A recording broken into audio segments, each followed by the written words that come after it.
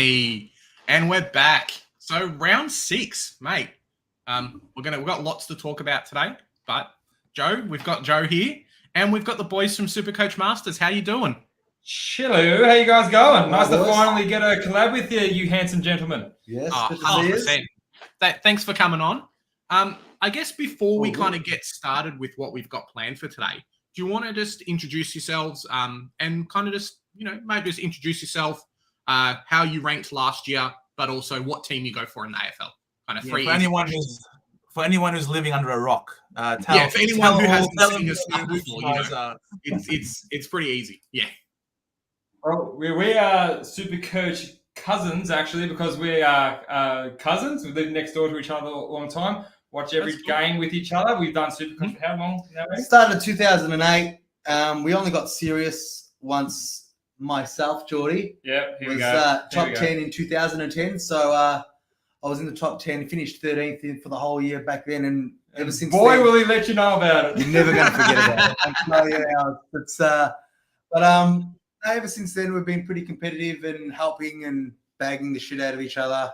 Yeah, we kind of use this as a bit of a job to take money off our friends in the cash league. So that's how we kind of use Supercoach. But I think we're going to try and have a bit of a squirt up there this year. So, we're Supercoach Masters. George, where can you find us? You can find us on AFL Supercoach Masters on Twitter and every other platform known to man. So that's how to look at, and we love Supercoach and we love giving each other shit. Most importantly, we bully each other to not getting the shit players, which makes us better people in Supercoach. Yeah. Well, obviously, I didn't bully you too much because you got Chase Jones this week. I did get Chase Jones this week. I thought you were doing. What a trap! Oh man! Look. At least you haven't called your channel. With minus 30, I thought, okay, if he gets, maybe a 60, I'll still be happy. Yeah. I just couldn't stand that cowing anymore. So at least you haven't called your channel. You haven't called your guys, finished 4th last year in 2022, like a certain other person that makes content. So you're not that stuck up. It's pretty good to see. So we're good with that. We're good with that. Oh no. We are as well, but just like naming your channel that, it's hey guys, this is where I finished last year. So yeah. We named ourselves Supercoach Master, so we are. That's true too. What should we call ourselves? How about Supercoach Master? Have you not seen what we actually bought and made? Like you're talking about up ourselves. These are prizes that you're going to get if you beat our league. So we think we're pretty special ourselves. So Double Dummies asking of a league. Double Dummies asking, do you guys have a league? We do. It's for all our subscribers to Facebook and our YouTube. So if you go on our YouTube, you subscribe, and you go on our Facebook, subscribe, send those screenshots, you put on the list, and then we give you the league code. So we do it a bit so we don't have everyone, jumping in when they just get a good rank or this and that. Or we want to make sure our subscribers are rewarded because they're the guys that watch us every week. So that's why we run with cash prizes as well, for $500 for number 1. 250 giveaways. They're literally giveaways. So terms and conditions apply. Terms and conditions apply. So that question there. I don't think he can join in and get that money. That's for sure. But he can join in. Yeah, I mean, congratulations on kind of the meteoric rise that you guys have had this year. Obviously, started making content this year. Jumped on Facebook. The Facebook groups or Facebook pages going nuts. The channel's going nuts as well, so bloody fantastic, right? Thank you, guys. It's been good. I think a lot of the community just likes that we've almost been cancelled from YouTube a couple of times because we swear a lot. Okay. And we talk like we're in our own homes, which we are, and there's we don't talk how we see it. We don't sugarcoat things. If Chase Jones is a shit pick, Chase Jones is a shit pick. We're not going to. This is the worst week for you guys to have me on this show. Chase Jones hate stream this week, right? Put me in my life. And we have a bit of Supercoach royalty in the comments. We've got Supercoach Pro saying hello. Supercoach Pro on your bread. How's it going? Handsome. He always joins in and out. He loves the Tinder dates. He loves his Tinder dates. Yes, he does. The boys. No, he actually was because we did the content creators draft and he was telling us, I had to get out of this. She was a third-rate pick anyway. So now I'm going to let go of her so I can focus on the Supercoach draft. So he's very based Supercoach Pro on you, Brad. Love having you on. And our good mate on the channel, I don't really like cheese. You always spoil us with your generosity, Cheese. Absolutely unbelievable. Mate. And yes, look, Yeah. I was telling these guys off the air. I just come on just before the start because I was off crying myself. I had to drink a couple of beers. It was very sad, that result. But these guys are very happy. These two are Collingwood supporters. So Go the Pies! Sorry, I don't really like cheese, but we're mega supporters. The midfield, the Bombers' midfield was just non-existent in that last quarter, and it was just so good. You know why? And I got the reason why Essendon lost. And you boys may not know. I've been looking at the CBAs in depth, and Setterfield, with merit out, had his lowest CBAs for the year against the Collingwood. You think with merit out you'd get more, but no, the GOAT was not in the midfield more, and that's why Essendon lost. Jordy rates Setterfield in the likes of the Bonts and the Crips. If you so does this guy. So do I. So do I. No, it was on to the Setter Goat. He's like the one that made up Setter Goat. So Joe, watching the game, what do you think happened? Well, what ended up happening was Laverty went injured and he had to be taken off the field, and we had no one that we could play in the back line to cover him, other than maybe Langford. But Langford was our only likely goal kicker, so we had to. He was on the way to get the medal. I thought if you would have. Yeah, absolutely. So we ended up sending bloody Settergo, first time ever playing in defense in his career. And it was not pretty. It was not pretty at all. So, look, congratulations to you guys. The better team won. I think the scoreboard was flattering us, to be honest. I didn't think we were a 5-goal better team going into the last quarter. And the umpires helped us out a lot. I never thought I'd ever say that. But we had good umpiring. But surprisingly, he said bad midfield performance. But, Darcy Parish ended up going like 110 or so. You wouldn't have thought so. Look, Darcy Parish is always going to get his 30+. But I just thought the pressure that we got it out. You got 27. I think you got that last quarter like one inside 50 with that Draper kick. And that was it was insane. That was the only shot at goal you had. Yeah, really. I had 3 behinds. Yeah, it was 3 behinds in that last quarter. So it was absolutely. That's the only one that was worth scaring. I think there was a poster, but that would have put you back into broken the bleeding really. Mm-hmm. But glad he missed. Classic Essendon, like last year. I mean, Harry Jones hit the post last year, and then you guys have won the game from the other side. So it was it was typical Essendon, I reckon. Hey, sometimes you win, sometimes you lose, right? That's so right. I got smashed this week. Let's talk about Supercoach, boys, because I got. What do you guys score at Supercoach this week? I got 21.76. So better than some, worse than others. There was still some monster scores this week. I saw on Twitter some people got 2,300 plus. I'm like, bullshit. I'm so jealous. Joe, what did you get? What is your team? How do you go, Joe? I got 21.34. Not the best. I had Phillips. Not Phillips. What was his name? Roberts. So the rookie roulette killed me this week. I had Roberts on the field, Cowan on the field. That sort of sucks. But of course, I can't complain because there are people out there who had Tuke Miller. So for that, I can't complain. Yeah, and Tuke Miller captain. Yeah. What did you get? 21.91. No Tuke Miller. I had the Phillips on field sub, Wilmot on field. And I'm sure there's a bunch of other duds that I'm trying to forget. Wilmots and all them types. But Bond saved me as a vice captain, and I think it's going to be hard to go past against the Hawks this week with Libber out. So I was lucky to score 2,000 this week. I got 2,003, and that was with Tom Green on the bench still. I didn't trade him out. Was going to go to Laird, and I should have, but kept him because I knew my head-to-head match in the Cash League was already over before it started because, Rival, which is his brother, my cousin, had what did he have? He had English, Bont in the first game, Josh Cowley, and it was already done for me. So I was like, no, I can't win. I'm not trading out Green. I'm just going to be trading for nothing. Phillips, I had Samson Ryan on the field. That was handy. Season high CBAs for Samson Ryan after subbing out Miller. It was really nice. But my primo's just failed. I brought in Lloyd last week, was good, but shit this week. And who else? LDU, what a dud. LDU. Oh boy, what's happened to him? He killed me.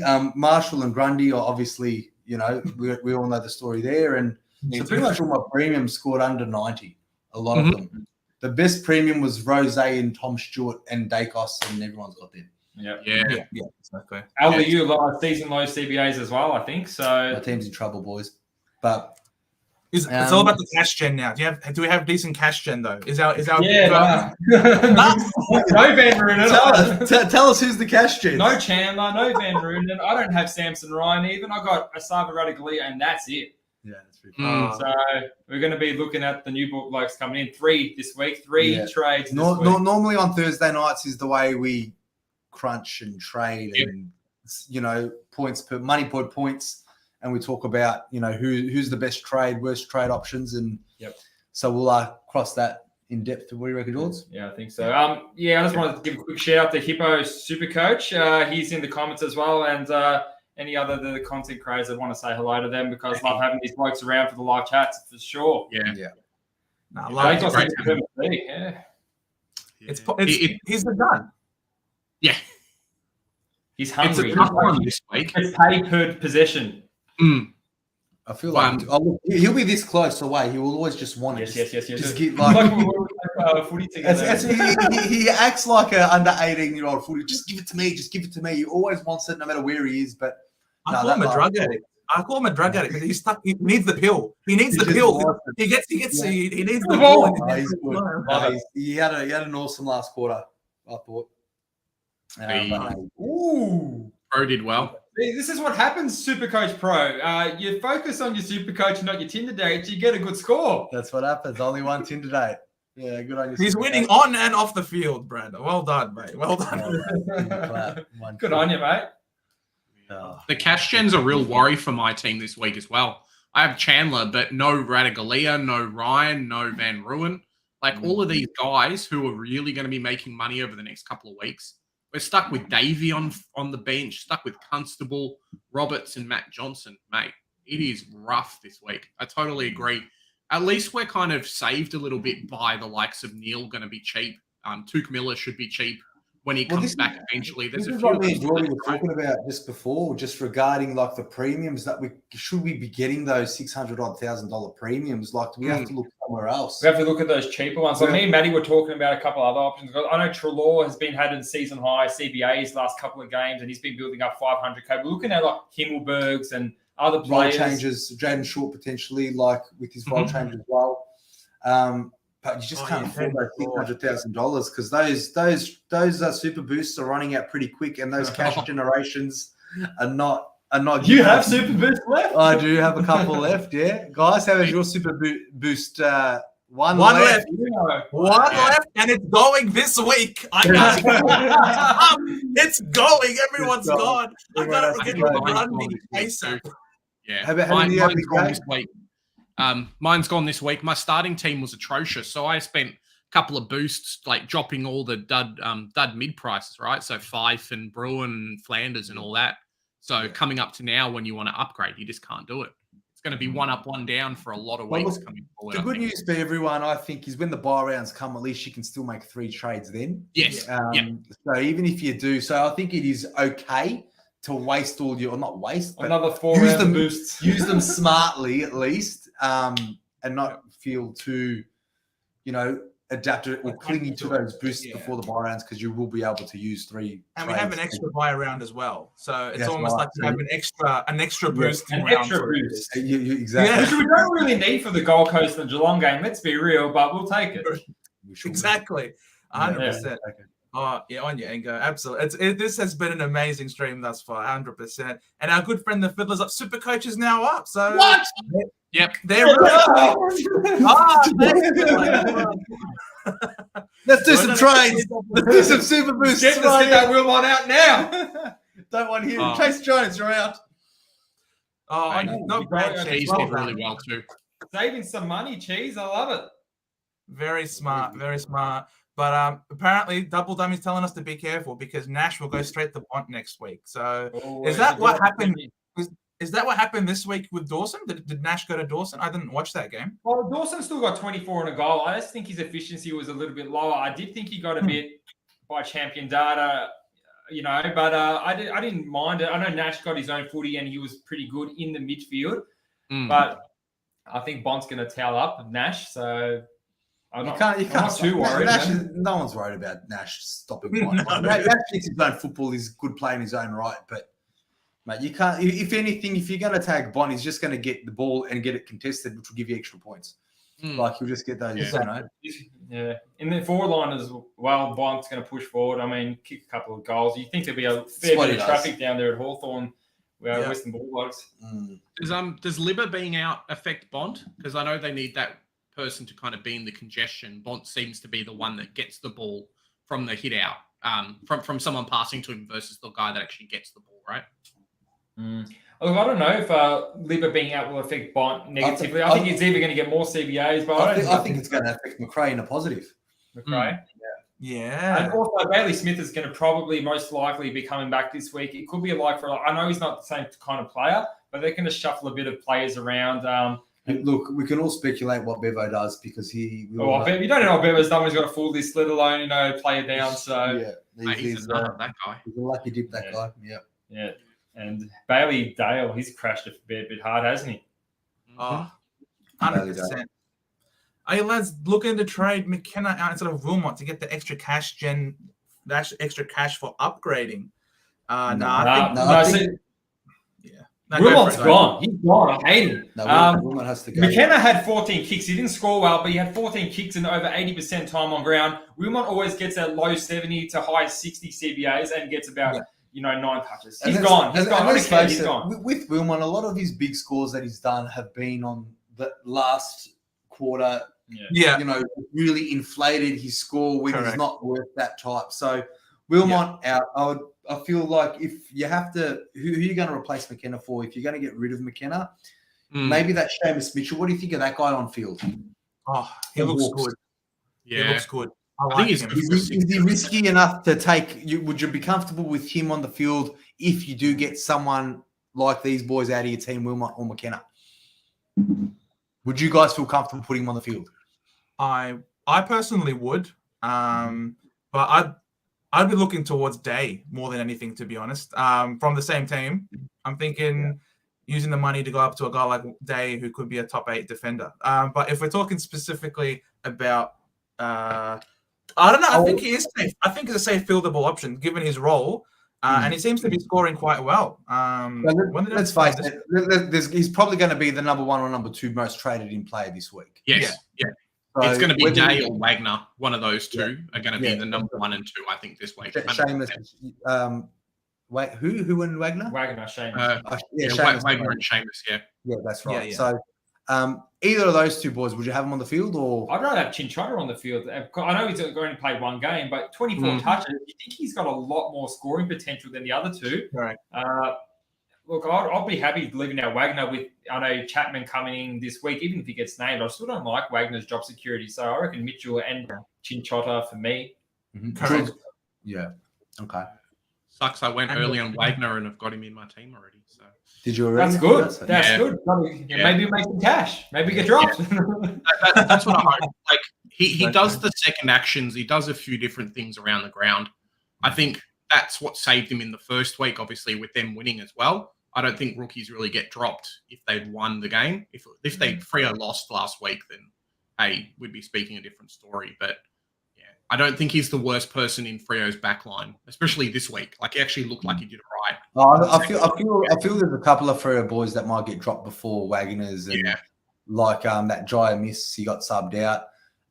There was some Matt Johnson. I don't think he's Matt Johnson. I don't think he's going to keep his spot pretty confidently. I wouldn't say it's a tough one, man. I hope he does, but like I don't want another dead rookie on my bench. Yeah, I know. And the thing also about Mitchell that's really good is he's got the DPP for defense. So those Zeebles and Schneezels help you out and 100%. You can trade out one of them. You can trade out like your Cowan or your Wilmots, for example, and send like a Schneasel. I love that one. Be careful, Hippo. Your uncle's calling you a hothead here. Luke, thanks guys for doing the Lord's work. You are most welcome, Luke. Thanks for coming on. 2293 Roberts on field. That's pretty good, mate. No complaints there. Luke is killing it. Well done, mate. Big Tommy. Hey, fellas. Good stream this will be. Yes, it's already been great as it is. Can we have an in memoriam segment for those who loophole Davey? Yeah. Yeah. Oh, This is mate. really That's a rough one. Yeah. There was speculation the whole week. That Tuesday really sucks because that team sheet only came out on Monday. And it's like, people were hoping that he wasn't going to play. And then the day before, they were like, yeah, he's not named in the VFL team, so we might be in. Or if he's still injured, like maybe he's not playing at all.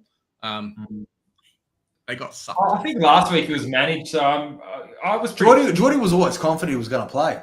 Yeah, I think he's been managed, and I think they really rated him, so I think he's all... Oh, look at that. Well done, Supercoach Pro. Smashed it. Well done. Put cogs in. It's a good price. Go on your Hippos and Supercoach Pro. Them two guys are just running hot, hey? Yeah, they both brought cogs in this week, so that is a massive. I brought in cogs this year, but I've also traded cogs out this year. And likewise, yes. And I'm going to bring him back in this week too because I don't want to averaging like 80 points for when I had him, and he's averaging like about 135 when I don't have him. So. Me and Geordie both in the same boat, got rid of him at the same time. I need to run in Oliver. I brought Oliver in at 700k thinking, hey, he's going to keep the 130s going. He's been shocking the last 3 or 4 weeks. I'll tell you what, people are going to be able to get him so much. The only saving grace is they're playing North Melbourne, and I think Oliver's just going to go massive. So if he does that, I'm happy. No worries. Let's hope not. Let's hope not. I just want one more 90 from Clary. I just want one more. And, you know, you take a 90 from any one of your premiers on a bad day, but yes. Not a Clary. Not a Clary, no. What do you think, Matty, about this question from Callum? Is it too early to put Himmelberg, or should we wait for the word of the coach? Look, if we're going to wait, we need to wait before this week because Himmelberg is going to be around 3.7. He's going to lose his lowest number. He got an 89 last week, 100 this week. So if he does have that role, we know that Sam Taylor is out for 10 weeks. Adam Kennedy as well. Adam Kennedy as well is out. Aiden, whatever. Who cares? But Taylor is the main one that is that tall defender. So, look, based on no money makers, premiums that are 300 or 400,000 that can maybe keep in your team, they're going to be, you know. I would love to wait a week. I'm happy to pay an extra 20, 25K, whatever it is, because I know Whitfield has taken 7 kick-ins this last week. Well, the week that very just passed. Precise, Geordie. 7 kick, knows exactly everything. Well, you need to know, Matty. It's all a numbers game. And so, because you know when Himmelberg was playing that good role in defence, he was getting a lot of kickouts, and he was playing loose. I don't like Whitfield back there. I don't like Ashford back there. So I want to see them all work in that role. Yeah. What do you think, guys? It's a tough one. You don't want to go early on the player. Like I kind of said on Thursday, not your Thursday, I said yesterday during the stream, someone put this question out as well, and it's like GWS's midfield depth is atrocious, right? Their forward line depth is pretty crap since Cameron's left and a few others. But their backline depth have always been something that, you know, they'll pick up a Stein, they'll pick up a Weir, all these other players who kind of play that backline position from their state league team. So maybe they can just pull a replacement out of nowhere. I'm not sure how it will go with Buckley as well. Maybe he'll take a bit more of that role. So I totally agree. Wait and see. Give yourself a week. If it costs you 20K, it costs you 20K. But you don't want to be the guy that brings him in and then he starts stinking it up and you've got to spend another trade trying to get him out. Like Chase Jones or something. Yeah, like Chase Jones, right? Yeah. Exactly. Give me this week, buddy. It's the only week you've done better, but all right. Cool. What are you talking about? I've been up all legal. Anyway, we won't embarrass you. I'm ranked higher than you. Yeah, the only time this week you are, ever. Anyway, any news on Phillips? No, he was just shit. He just played. You're a North supporter, are you, Big J? Yeah. I haven't heard anything really. Like, I don't think he's been injured. It was just like they had to get someone off and then they took a midfielder off and put Shields on. Like, it's basically it, right? I think he has a heart injury, maybe. Like with new fresh legs that are 30-odd years old. fresh legs with Shields.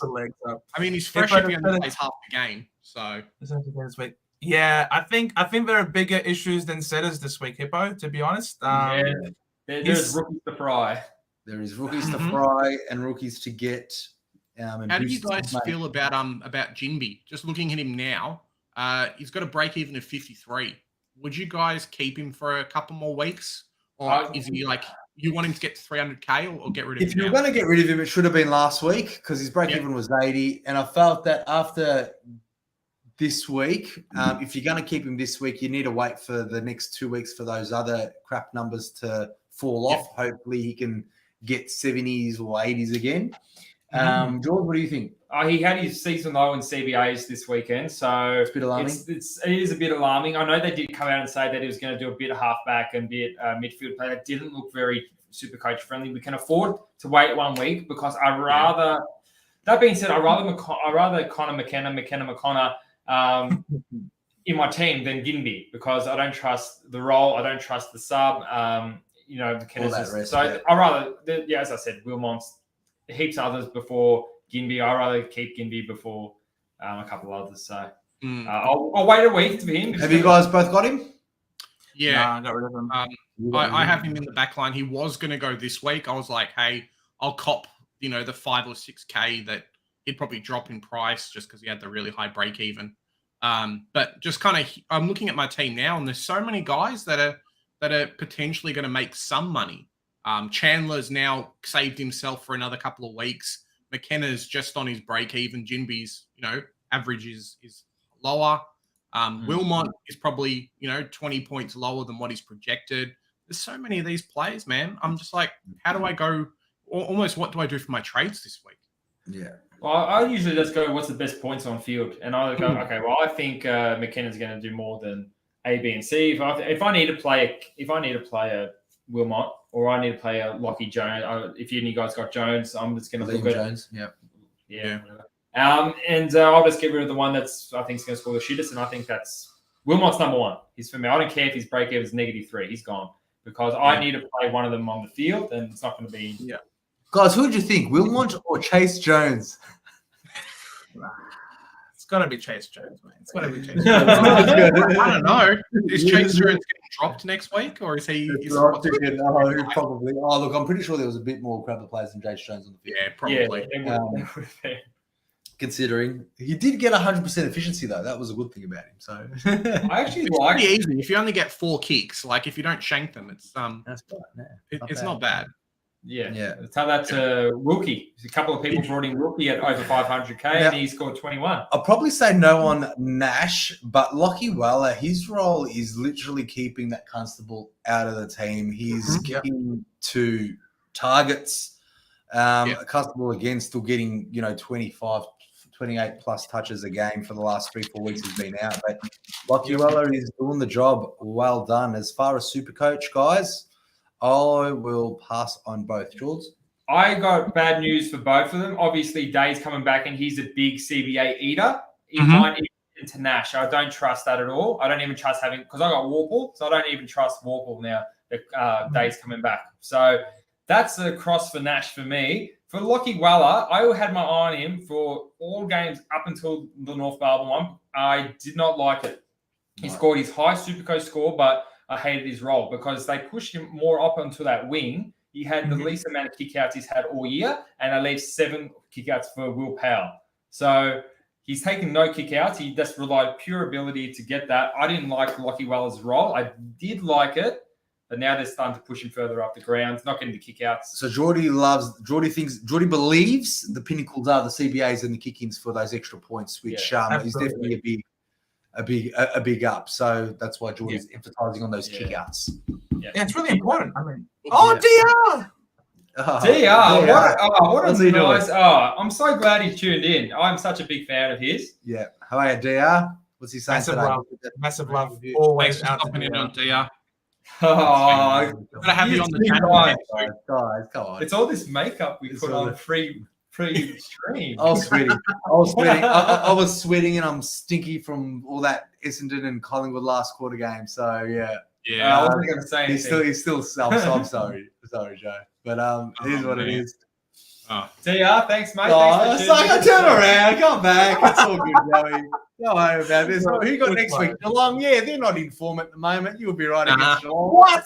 Geelong not in form? Oh my God! Dangerfield captain. Your defenders are really good, Joe. They'll be able to stop 2 key forwards, right? Setterfield might be able to play back again. Yeah, Setterfield will play backline against Hawkins. Done.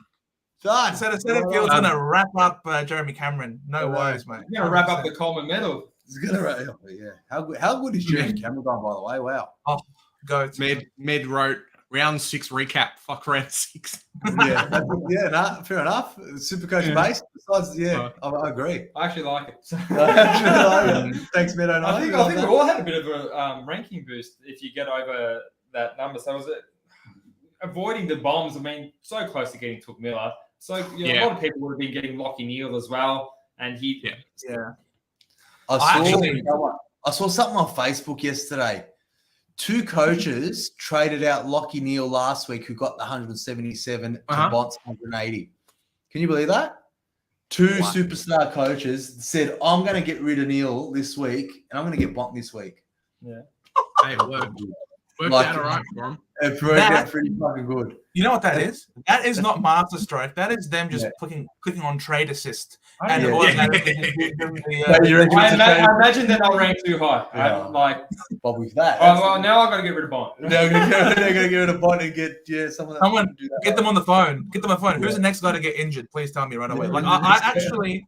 On the Thursday night stream, I actually traded in Took Miller because people were telling me, "Oh, you got to get Took Miller. Don't get Dawson.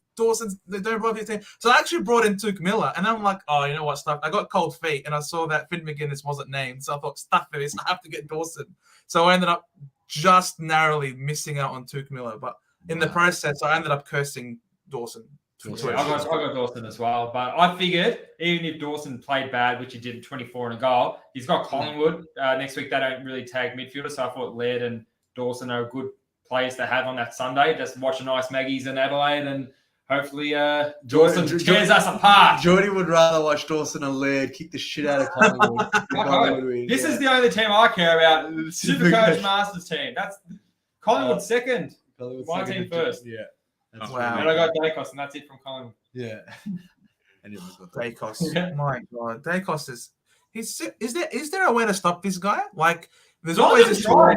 No one's ever put attention. Is it because they can't? Like, I don't know. Like, you'd expect if it was obvious. Right. I think no one has tried. Because they tried with Finn McGuinness in the preseason, and it actually worked. But that's a practice game. But this is what I mean. How much do we really read into practice games? Like, I think our preseason before we saw a practice game, we had Nick Dacos top 1 or 2. Both of us had him, I think, number 2 as a top defender. We didn't start him because we saw this Finn McGuinness game. You know what I mean? Yeah. And then a lot of people didn't start it because of this practice game, and then. Right. Good old Ridley comes in instead. Yeah, good old Ridley, who got 120 something, comes in instead of the Dacos. But anyway, to answer your question, I think he just runs and demands the footy everywhere he goes, and wants the footy. He's good on his feet. He's quick. He's just talented. Yeah. I think the versatility as well. Like, he doesn't really play forward, but if you tag him in the back line, he gets space and moves around a lot. So and he'll still get the kick-ins too. Exactly. Yeah. So anyway, there's a handy new captain option that we have that I didn't think I would. Noah Anderson, Matty, what do you reckon? What's his price, George? It's around the 500 mark. Any boys got the price for Noah Anderson up? I can pull it up right now for you. Anderson is 541k. That's too much. I don't think Took Miller is affecting Noah in any negative kind of way. I think Noah's problem's just been consistency to get those, big numbers we know he can get. So he was getting big numbers last year with Took Miller in the team. He just hasn't replicated that year now. He just hasn't. And at that price, you can almost grab yourself an actual bona fide premium. Yeah, and if you like LBU, wait a couple of weeks. It's going to be cheaper than that. Mate, you can grab Paddy Dangerfield versus Essendon next week. Like, this guy's on fire, right? Joe's not happy. Don't talk about Essendon like we're North Melbourne, bro. Take it easy. Yes, we lost to Collingwood today, but a lot of teams lose to Collingwood this year. So let's we beat Melbourne just last week. You know what I mean? Like, take it easy, mate. That's easily forgotten after that narrow loss against Collingwood. Though. Yeah, but Dangerfield's numbers have been slowly creeping up. If he's got his numbers in front of you, and he's just got a big one. Not for me. Anyone that's 38 years old or whatever old he is just a bit too old for me. He has a nice buy and he's warming up nicely, but some games he gets like 67% game time. It's not enough from a premium midfield if you're paying up the big bucks. Yeah, Geelong Geelong manage their players really, really Oh, well. way too much. Yeah, even like freaking Tanner Bruin. What a failure starter pick that was. They keep managing him. The kid's too young. Why are you giving him 40% game time? Like, let him play, goddammit. Don't pick Geelong players, except not even Tom Stewart. I started with Tom Stewart. I'm sure. So wasted a trade, wasted some points on the field. I don't mind maybe getting one of those tall forwards if at the right price. I know that Hawkins is There's a Cameron like 570 or 80, whatever he's worth now. Yeah, I think I know some people that jumped on Cameron just before he went big, and obviously it's worked out really well for him. Yeah. So, I mean, congrats off to those people, right? Yeah, being able to make those. He's the type of player that you'll have on the emergency, like after the years go, like a backup, but good on you. Will they? Well, I got him on my bench, so I've kept him for the ban for the 2 weeks. That hurt me, which I thought that was a very nice tackle when I was watching it. But is he a top 98 to 104 with Connor Nash's emergence? And I don't even know how many CBAs he's going to get. So I'd really love to wait a week if I didn't have him. If I was thinking about bringing him in, but literally he's going to be like only 50 or 60K less than a Sicily, and that's. He's taken out so much risk. So I'd rather just be grabbing a Sicily personally, but I'm holding on to Dave because I traded him. Supercoach Pro, do you actually have him or are you looking to get him in? Because if you have him, then obviously keep him. But if he's worth the D6 spot, so I think he's looking at bringing him in. Bringing him in. The thing with Day, though, is that if you look at his break-even, it's only 15. So he's going to beat that by quite a lot. It's going to cost you an extra trade to take him out, but you can almost bring him in, ride the price rise, and hey, if he's a keeper, then he's a keeper. If not, you can offload him at 500K in a couple of weeks.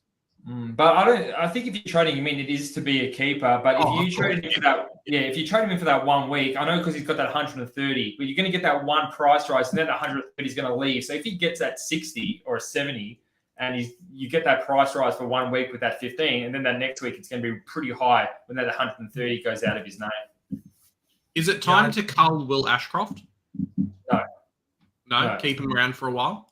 Yeah, look, as we mentioned, plenty of holes, plenty of dead rookies. I think all the dead rookies in the back line that are still okay. Maybe I think Wilmot's 2.6 and McKenna's 2.9 or something like that. Wagner's and Mitchell, you still got to keep rolling the dice and getting some cash gen. You think 120 is around the corner for Ashcroft is capable of over 100. Yeah. So I'm not trading him out until he gets me that number. I mean, there are dead rookies that are fixed up before getting rid of Ashcroft. It's 70. So, what do you think? It sounds like that question is you want him out. No. I was looking at him because he's someone who, with the 200K I've got in the bank, can grab like a premium. And I'd rather have a premium. I thought that was the case. Yeah. You want to upgrade Ashcroft into something special. Yes.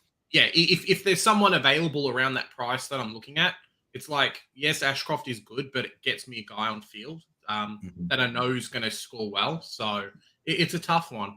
Well, look, but you should. I think we should be prioritizing or getting rid of the people that aren't scoring us much anything at all. Like, you don't want to have like, I feel like it's good, being able to upgrade Ashcroft, but like Ashcroft is certainly not an issue. Like, having a guy like, Roberts or Constable at D6 and looping between Cowan and Wilmot is not a good spot to be in at this point of the season. Trying to loop between two shitters, you know what I mean? Like, it's like, who's going to score less bad?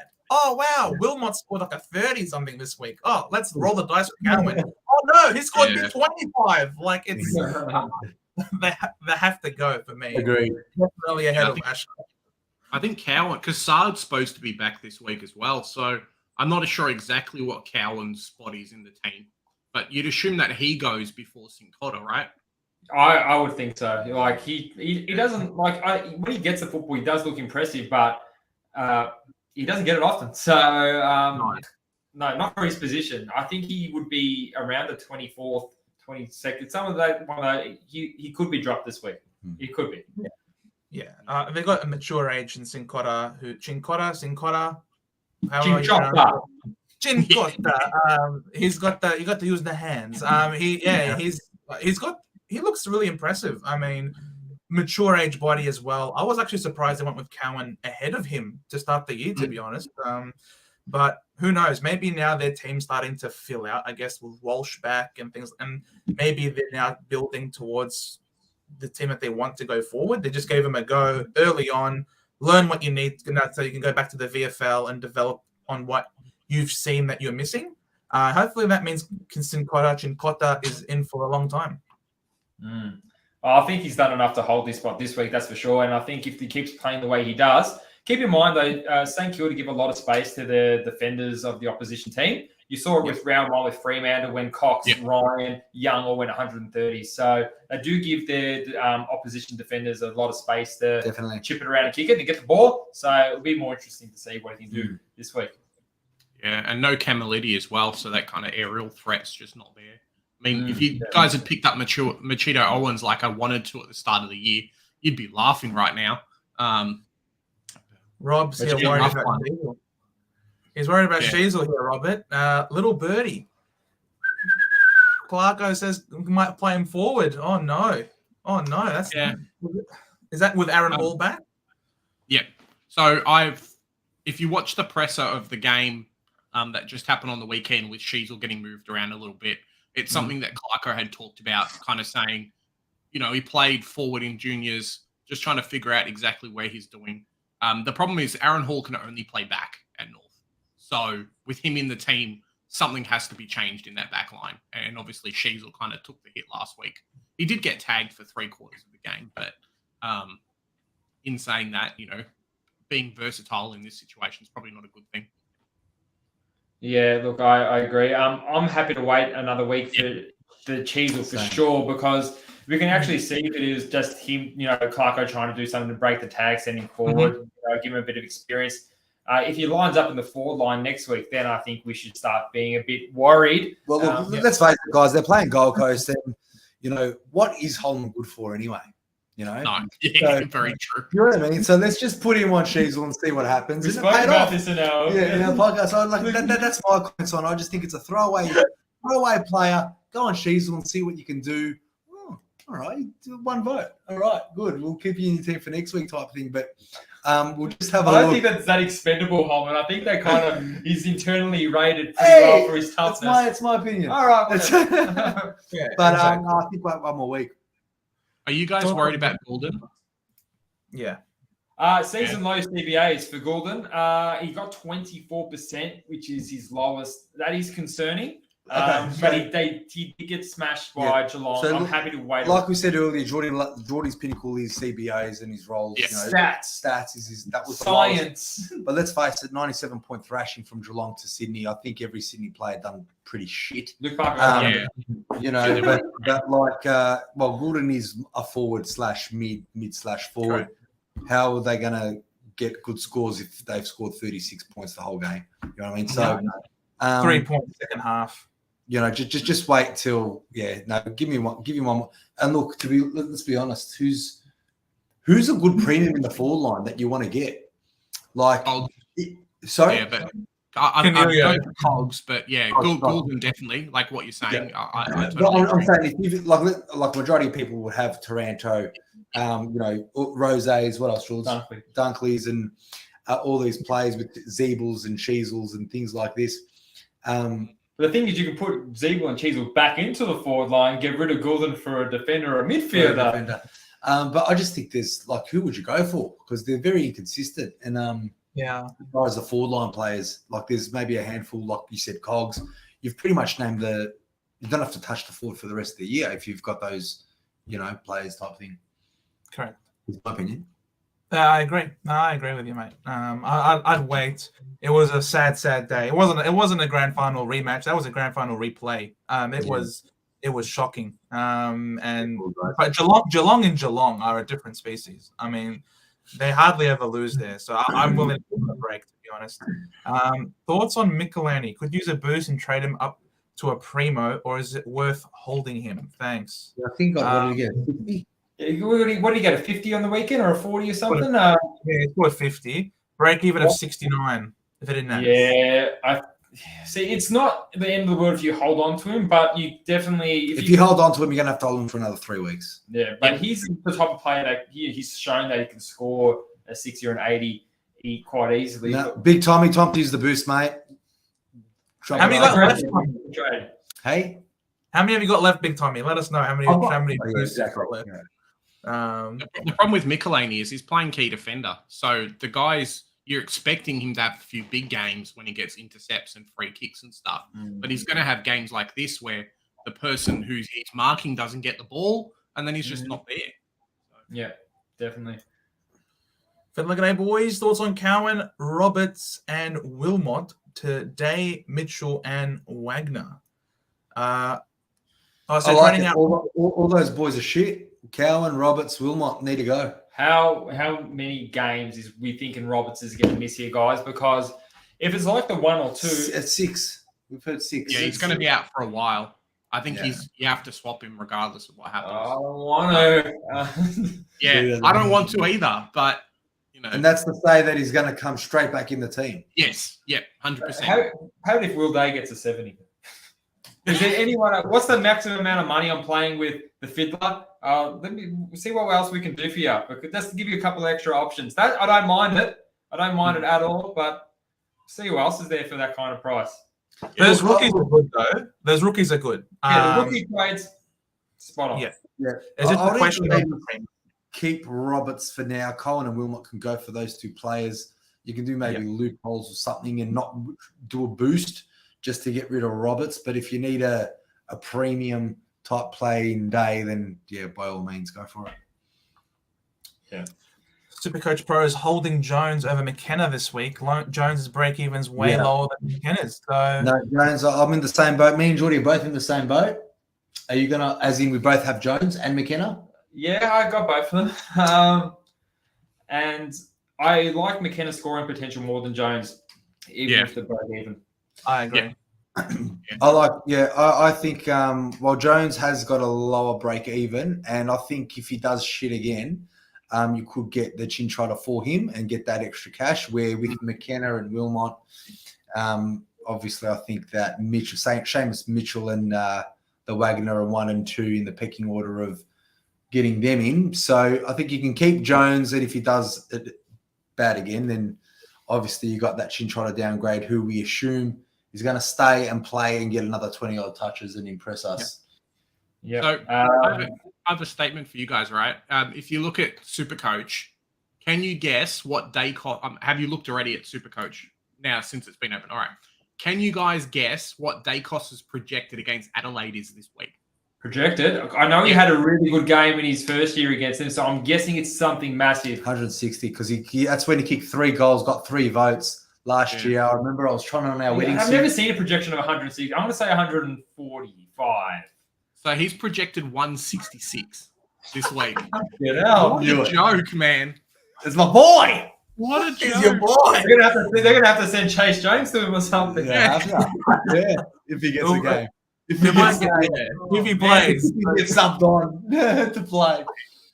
That'll be good. It is going to be rough. Like, do we keep the captain all the way to the Adelaide game just hoping he gets a similar score? But would you cap the captain? Like, even then, Laird got 20 tackles last time they played. He's 151. 151 Laird, It's going to be hard to pick Dacos over Laird still. I know Dacos is the number 1 in the comp now with English. I haven't checked. But it's going to be really hard to not go a Laird. Like a trusted 700K midfield premium over a second-year backline player. It's going to be hard. I mean, a second-year backline, Brownlow middle favorite. Okay, but would you put him if you had Laird? No, you're okay. There you go. So you'll stick with Laird. I'll stick with Laird personally, but.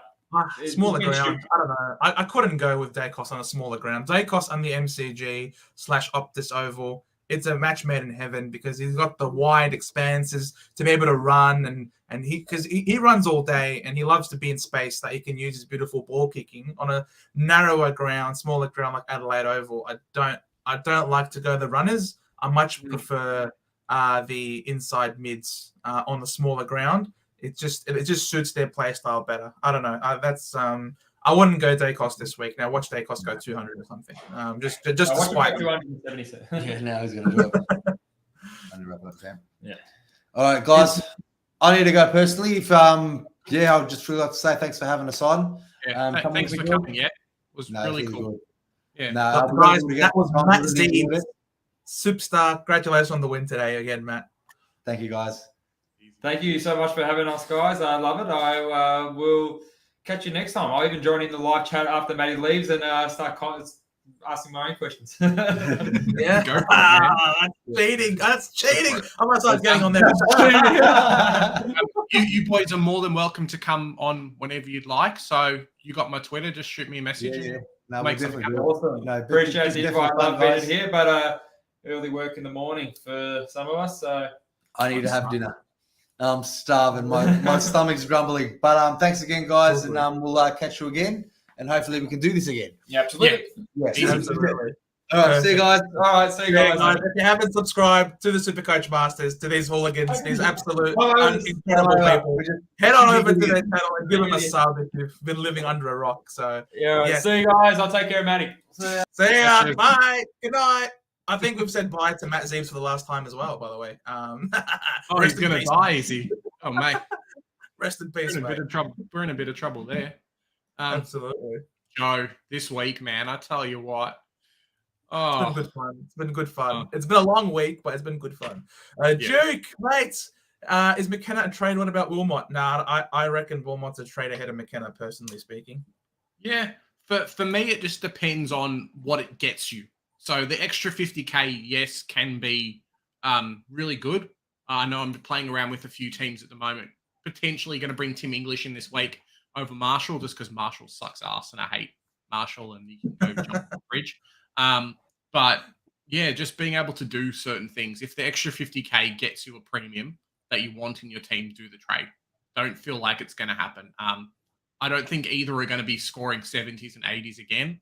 So what's the difference between a 50 and a 60 on field?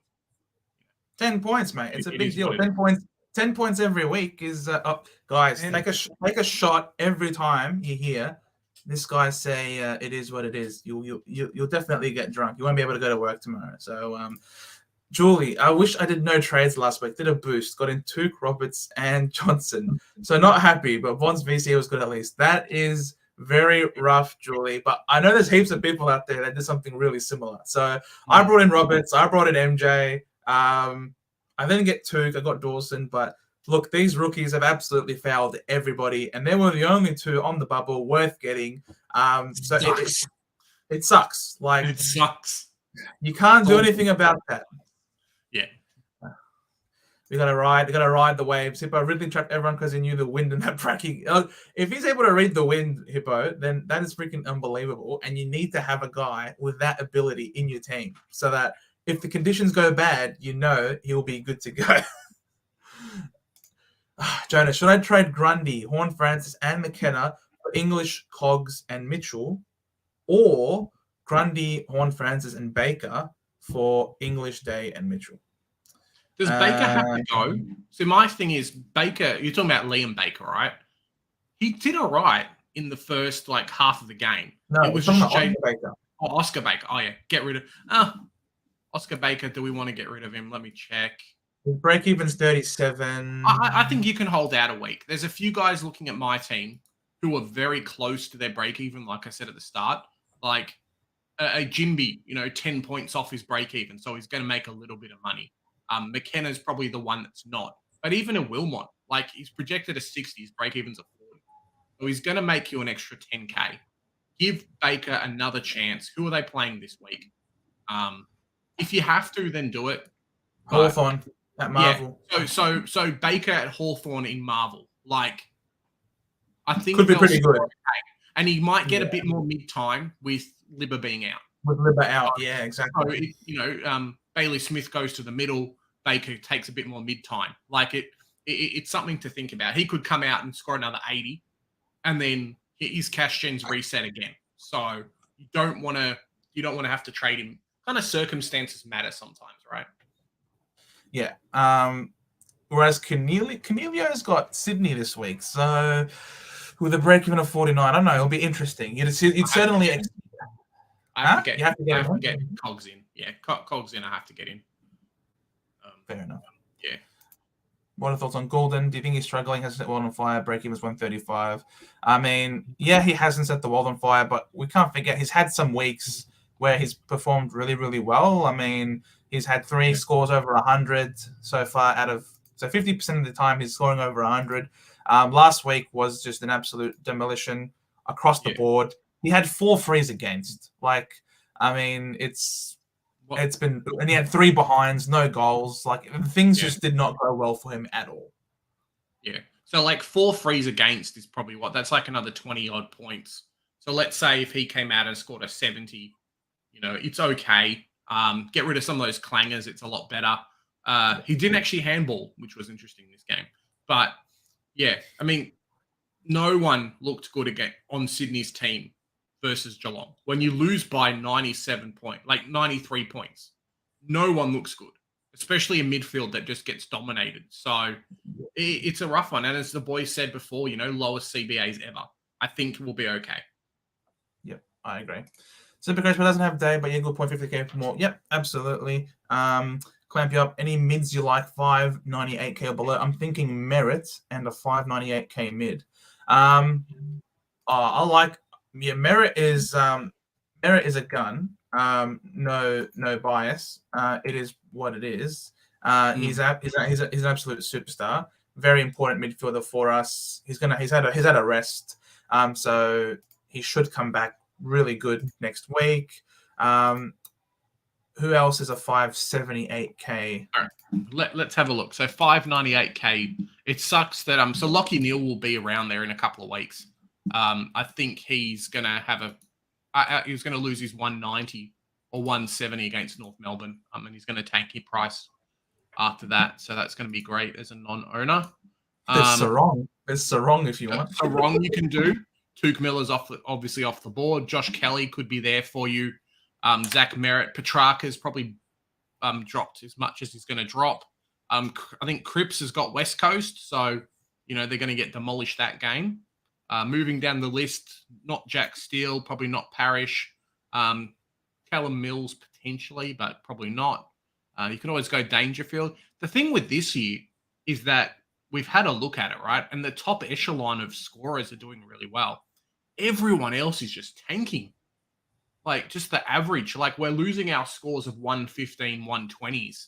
And everyone at the moment is just dying off. It almost feels like 2020 where the Ruckman were scoring 130s every week and the midfielders were scoring nothing. So it's going to be an interesting kind of, if this evens out a little bit. DeGoey could be a good pick. I know he's got a decent average. Even if we just search by like 3-round average. Libba, you can't pick because of the concussion, right? So Dangerfield, no. Sarong is probably a really good pick if you can afford him. And then moving down the list, no one's picking Jack Viney. Lockie Neal's going to be cheaper. Walsh is going to be cheaper. Like, it's going to be a rough one, man. What about Mason Wood, Big J? Mason Wood can go jump in a barrel. That's all I know. So good luck to Mason Wood. You're doing all right. Your career's fantastic at the moment, but it's Cowan and Mitchell and Grundy to English. My likely trades this week, then double downgrade next week to get Dawson. The week after is Japan. Let's see the Supercoach gods ruin this. Double dummy. You're not supposed to challenge them. Now you're in trouble. They always rise to the challenge. As soon as you feel like, stuff this, Supercoach gods, they be careful. Be careful what you wish for. The fiddler, g'day boys. Thanks for coming on, boys. Anytime you want, let me know and we'll fix it up. So no worries. 100%. It was so much fun talking to these guys. They're absolute superstars. Do you think number one trading option this week? Number one, 100%. Best player. It's not even the best player called Jones. Like, come on, man. And chuck the C on him as well. Chuck the C on him. He's on a run with Dacos, and Dacos will lead him to the ball, and he'll get 55 disposals. So there you go. Done. I have a question for you, Joe.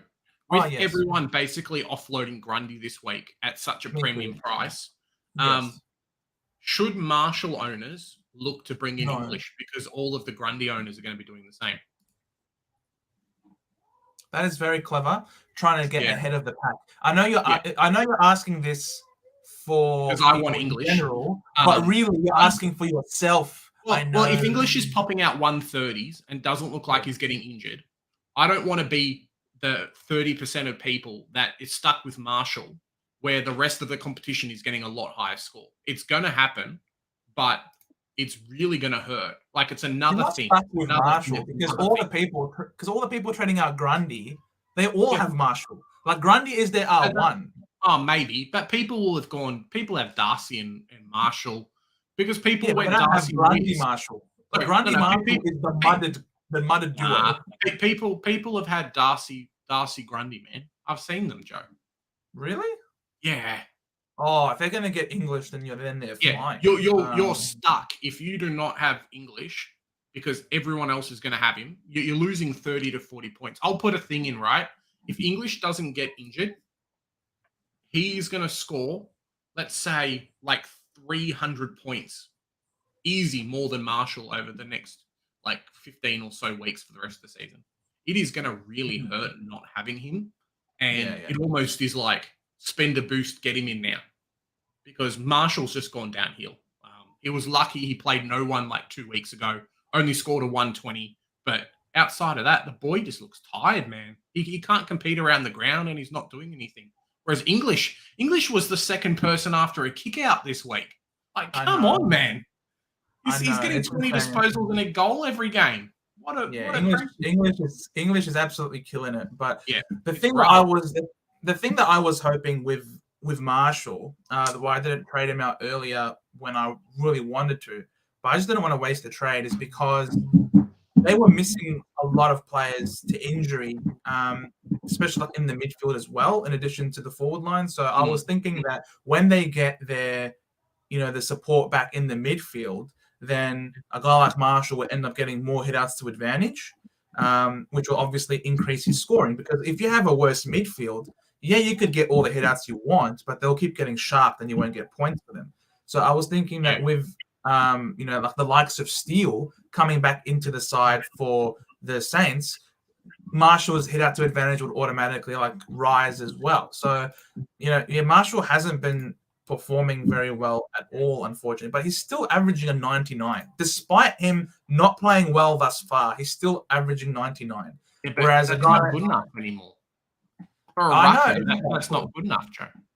Yeah, whilst not playing good. So imagine if he's able to start playing better later down the track. Like, he could end up, like, if the 99 is his floor right now, then there is certainly upside. Whereas a guy like English, he's playing no one this week. Us guys who own Grundy, who have to get a guy like English in, he is so injury prone. He could get injured first quarter next week. No. And what do you mean it's not happening? Now? Like, it's not happening. He's in my team. He's not getting injured. That's it. I'll figure it out later. All right. So we got you, who is being God, and then you got Double Dummy, who's challenging God to injure his players. Let's go. Good luck. Would you rather Sinclair or Sicily? I'm thinking Sinclair. I agree. I think Sinclair is a safer option than Sicily. Sicily just doesn't look the same, doesn't look anywhere near as dangerous, and he's lost kick-ins. I feel like if you're a defender, you need to have kick-ins. And if you're not getting kick-ins, then that's a massive red flag. So I think Sinclair has a higher ceiling for scores. And I think he's going to be playing more defense now that more players are coming back. For St Kilda in the midfield, he's going to be playing a half-back, and that's where his best role is. And I love it. I'm going to go Sinclair over Sicily, excuse me.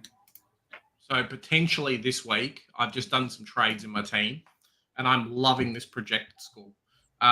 McKenna, Jinby, Marshall out, Mitchell, English, Canelio in.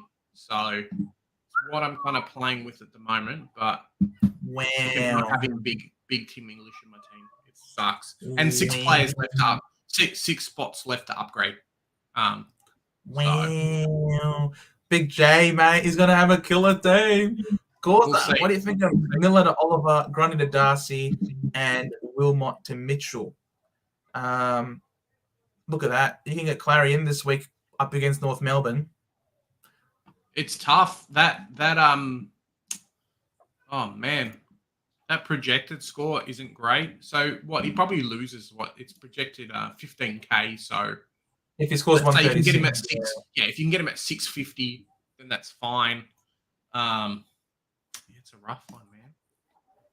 It's a bit of a rough one there. Could Oliver have his one big game of the year? Is he going to be pissed off that he got sick on the weekend and now he's versing North Melbourne? Like, we don't have a tagger. We've got no one to run with him, really. So, and Jai Simpkin might be out this week.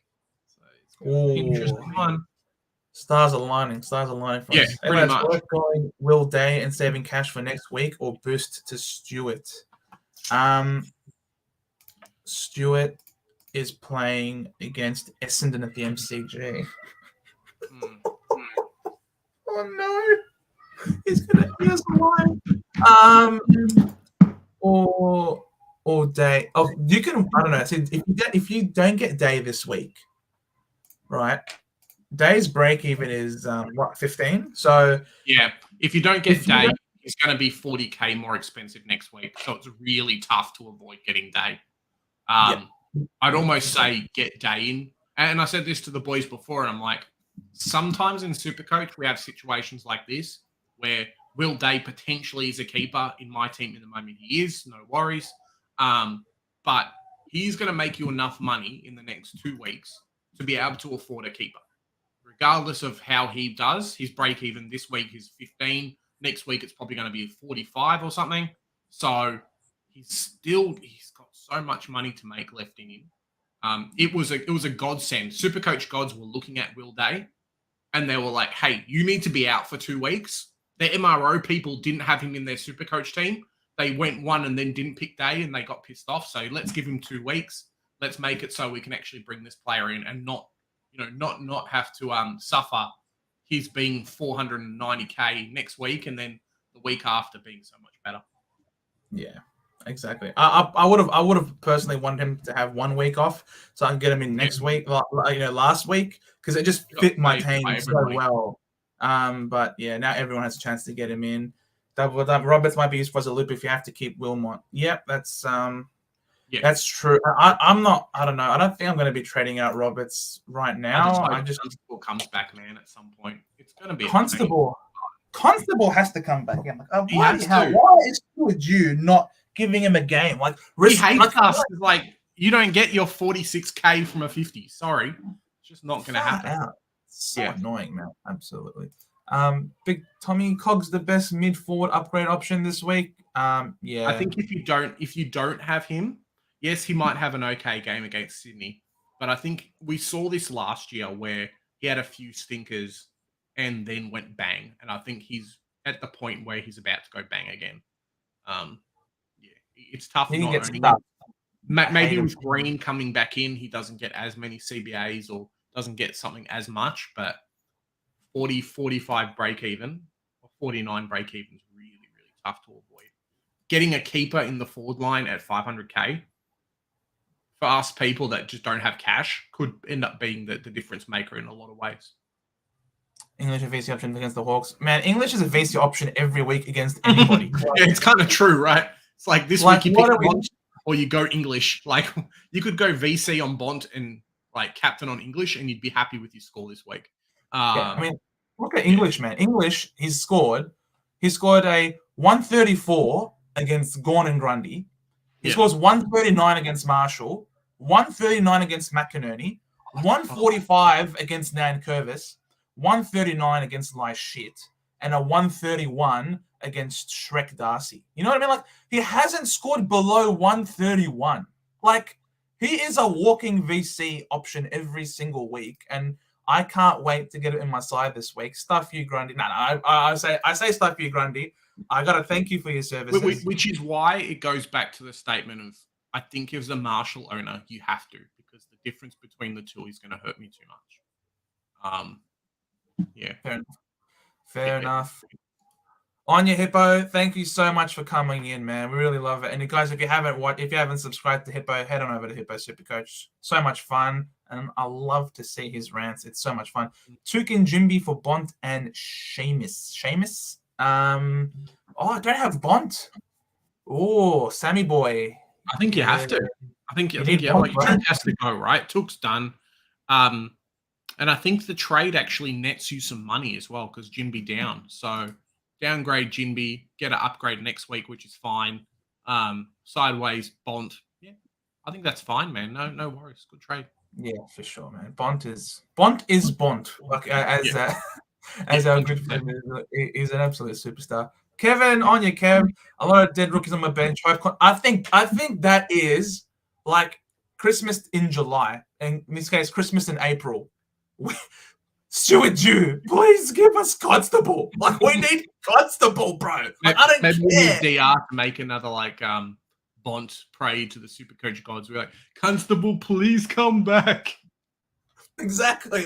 I will offer you anything, please. Just give us Constable. We need the cash gen, god damn it. Caleb Sarong is in that ballpark. Caleb Sarong has come on incredibly. It's really impressive what he's done. If you had started him, mate, if you started him, you'd be laughing. I don't know how many people would have started. Actually, we can see how many people started him if we click on him.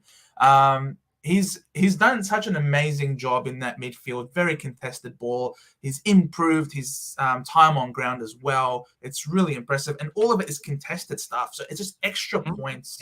And you can't see it changing much because apparently Fife is still out for a long time. Brayshaw's playing more on the outside. Unless they change the way they play completely, which they might have to given how shit they've been.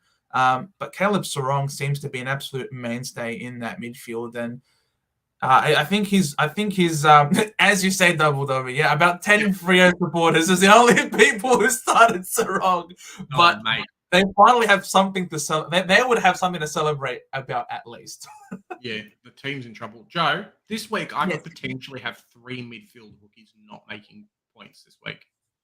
It is a worry. I have Johnson, I have Roberts, and Constable in the midfield. I am legitimately worried. I almost feel like putting Wagner in the midfield or putting Wilmot in the midfield bench just to feel better about myself because it could definitely be a struggle at the moment. Yeah, I hear you, mate. Sammy boy, keep horny boy Francis in this week or trade him out, and if so, who for? What? I think you have to get rid of him. He's not playing great. Horny Francis. That's all I'm going to say. Break even of 99. Oh boy, against St Kilda, it could be rough. He's only made you what 60k. 50k, yeah. After that round 1 score, I think a lot of people jumped on, and he was not the right player to jump on. Correct. I'd trade him out personally. If you can get him up to a Cogs this week, who's cheap for his price, then I think that's a winning trade. And even in the back line as well, like as Joe says, right, Cogs for 100k. Will Day for 50k. So Will Day works out because you're not even, you're getting the cash rise out of it as well. So something to really consider there. Jonas, what is it? My grandma's team, guys. If you were on the stream previously, and I did show my grandma's team. This team that I made in my grandma's name. It's called Grandma's Kitchen. If you want to have a look at it. It was flying. This week it scored 2269, and the rank is 1358. So we're top 1400 with my grandma's team. So she's cooking. So, I'm catching up, mate. You better watch out. Big J's coming in hard in these last couple of weeks. Good for you, mate. Good for you. I have jumped over 40k ranks in the last 4 weeks. Well, that's what happens when you trade aggressively. The last 3 weeks, I've jumped over 40k ranks. It's not bad. I'm getting there.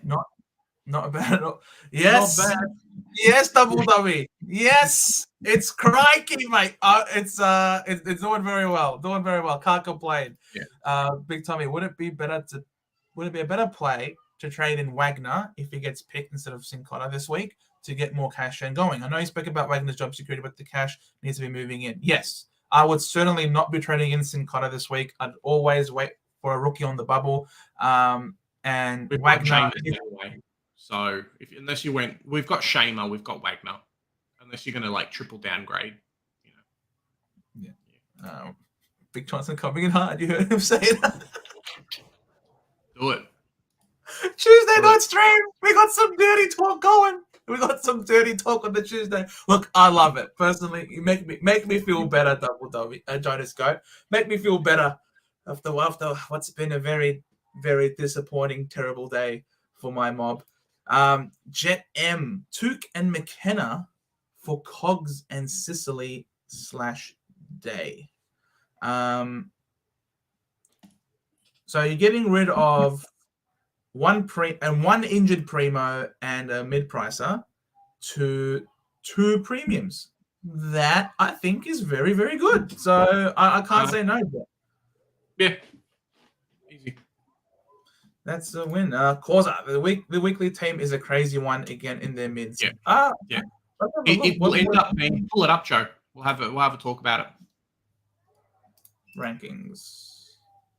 No, just go to the main page. Just go to your page, like your scoring page, and then it will pop up. My scoring page? Yeah, like whatever you scored, you press home, and then it comes up, and you can. I should have to run 16 of the week. Yeah, that's what he's saying. Okay, let me just present the screen. Share screen. 2461, boys. It is a big score. Wowzers, 2461. Yeah. What the hell? He almost got 2,500. Yeah, it's not bad. He would have if he put Van Ruin on field instead of Goulden. It would be very, very close. I think he got saved a little bit by Green and Ryan as well. Yeah, but Van Ruin on field would have been fine. The double ups there as well. Imagine if he had put Bont as captain instead of English, mate. He would have gotten over 2,500. Yeah. You'd be kicking yourself, though, because I wonder if he's in the group, Joe. That'd be kind of cool. That would be insane, but my word, look at that. Yeah, Daycock, Stewart, Ridley, Zeeble, Sheasel, and both of them in the back line because he's got Cogs, Goulden. Yeah. So, yeah, it's light in the forward line. That can be addressed. He's got Libba. Libba's injured, though, so he's going to have to trade out Libba. He's got the dream. You can keep Libba for a week. Just put Baker. Is it only 1 week injury, is it? Oh, okay. Yeah, he got concussed, right? So he's only out for 1 week. Man, English Darcy. That's the dream. Yeah. That's the dream Ruck combination right there at the moment. Jay's Ruck combination from now on. Bro, he's got danger. Yeah, it's an interesting one. He's moved a few players around like Taranto to the mids so he can get those rookies on field. Ryan and Green playing, I think, decent. One could have been Van Ruin, so it's not as bad. But, his team looks very good. The cash gen's okay. I'd be very, very happy with that team if that was my team. Oh, absolutely. This team is well and truly on the way. Like, his overall rank is 1482. So, that back line, he's got 5 players there, right? He only doesn't have Dawson in that back line. Look, and he could potentially get Dawson like this week. You could go Ashcroft and like Baker with some cash and get Dawson, and his back line's done. His forward line's 1 player off. His midfield's pretty close. So yeah, he's doing all right. Would you consider Dangerfield a keeper, or would he have to? You reckon he's going to trade him out at some point? No, I think on current form, he would have got him in like 2 weeks ago or last week. So on current form, he's doing really well for his team. Average can be a little bit deceiving because it's like what he scored the whole year. Whereas if he's only been in your team for 3 weeks and he's had 120 pluses since then, he's doing all right. It just depends if he slows down like we kind of expect teams to go. Joe, we've got some people asking, can you show your grandma's team? I can show my grandma. Actually, my grandma's team is higher ranked than this one. It's not too bad. Here we go, the grandma's team. Here we go. Here's grandma's team. This one's for you, beast, double dummy. Beast team. Dawson, Dacos, Stewart, Michelini, McKenna, and then here we're looping between Cow and Young. We need Constable to play. God damn it, Stewart. Press optimize because Tom Green's going to get put back on the field. So. Bro, it's got Ashcroft over Setagoat. This is disgusting. I refuse to believe. Why the hell is Ashcroft ahead of Setagoat? There's no way. This is the first week where Setterfield's actually dropped in money, Joe. I know. What a superstar. He had to play in the back line. It's not fair. Brad Scott, what do you want to do? Nah, it's because Laverty this guy continued to play Kane Turner for years and years and years. Nah, it's over us, over developing us players. Like, sorry. Nah, Laverty got injured, bro. That's the whole reason. Hippo, set as a hold or a trade. No, I reckon set as a hold, bro. I can't. I have bigger issues than Setters at the moment. Yeah. If Setterfield was like, if you had Hopper and Setterfield in that midfield and that was it, and you had the choice and you could grab like someone like a Laird and that was the only way to get him in, okay. But even if you look at Joe's team, right, he's got players on field that are scoring 50s and 40s and 30s. Why would he go in and try and trade out Setterfield now? Get rid of that crappy score first, bring your projected overall up, and you're doing a lot better. Yeah, Degoe was brought in this week, so that's a pretty good score for Degoe. Yeah, not too bad. Chandler lifted. Look, what am I doing here? I'm definitely I might just double downgrade for this team. And just get the two rookies in there to get some cash up. So yeah, it seems to be that way. Yeah. Lockie Ash going to is a trade or kill? Hold, trade or kill? Trade or kill? Aren't they like the same? Why do you have Lockie Ash in your team? That's my question. I mean, like there was some talk about him in the preseason, but yeah, what's his price at the moment? $397. So he's made what, 60K since. You got to get rid of him, man. Unfortunately, I don't think his scoring is going to be much better than what we've seen. His break even is 7.4, so it's basically what his average is.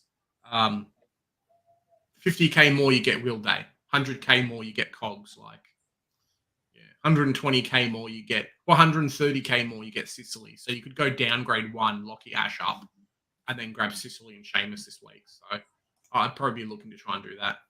Yeah, look, as Hippo said. There's a lot of Hippo. One of the things that I have learned so much from this year is you can't read that much into this preseason game. Like I am absolute, like I don't know, like I was sucked in to some selections that I wasn't on before. We all were, Joe. Based on that. I know we all were, but I still feel annoyed at myself because no one has forced me to go with the pack in terms of making these group decisions.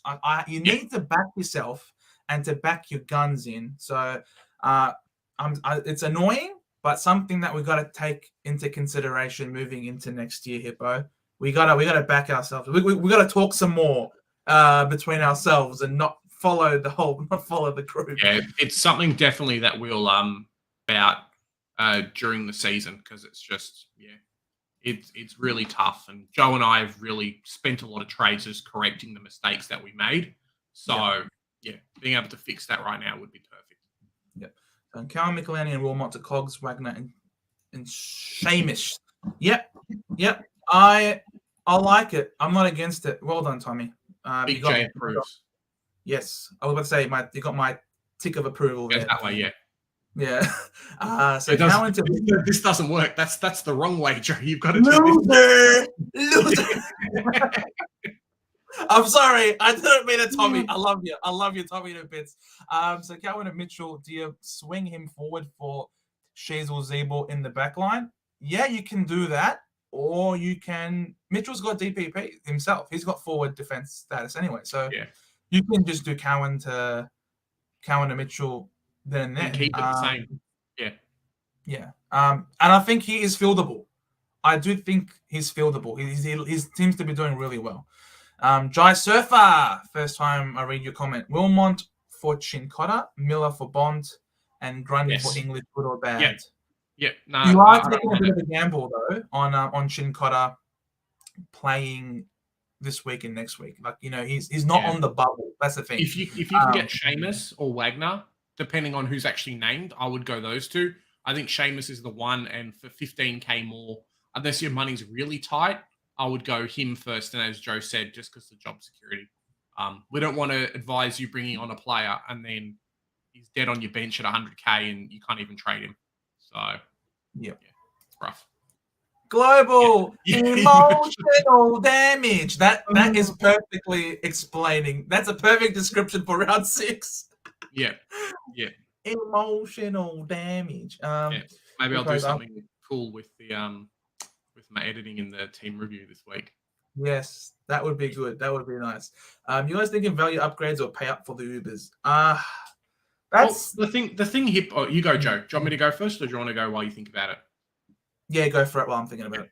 So the thing with this is, if you look at Neil, he's going to drop in price over the next few weeks.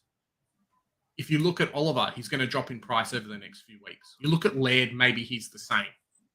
There's not really that many Ubers that you shouldn't have in your team at the moment.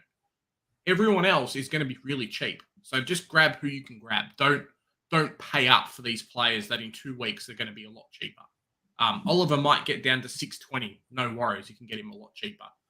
The likes of who have we got at the moment? Let me just pull up the trades. There's a lot of players and there's a few options in that midfield. Maybe not so much the back line. You know, everyone should have Dacos. Some people don't have Dawson. It's okay. Dawson's going to tank in price a little bit over the next couple of weeks. Maybe get him at 620. It's not a big deal. Sarong's doing really well, 590k. Is that paying up? Maybe not. Patrick Cripps is he's bouncing back now that Walsh is in the team. Okay, he's 573. That's all right too. Jack McRae's cheaper. Yeah. Pendlebury, maybe not. But even like a Parrish, even a Mills, Petrarca, a Dangerfield, all of these players, you know, 550k gets you a decent player at the moment. So, yeah, I wouldn't be paying up. You can get a keeper who's probably going to be top 8 for 550k. Yeah, I mean, Rory Laird is, as you say, Hippo. I do think Rory Laird is primed to be traded in. You know, he's 634k, so he's like 70,000 less than what his starting price was, and break even's 103. Now it's like Parrish had not a great game today, and he's got 110. You know what I mean? So, and historically, Laird loves to play against Collingwood. His last 3 scores were 154, 144, and 185. And these 3 games were all at Adelaide Oval, and that's where they're playing again this week. So it looks like things are heading in the right direction. Plus, Collingwood don't have Ruckman. I don't know, even going into this week. So, you know, Rob could have a good hit to advantage straight to Rory Laird this week. So I actually think getting Laird in this week is probably even more worthwhile than a Cogs.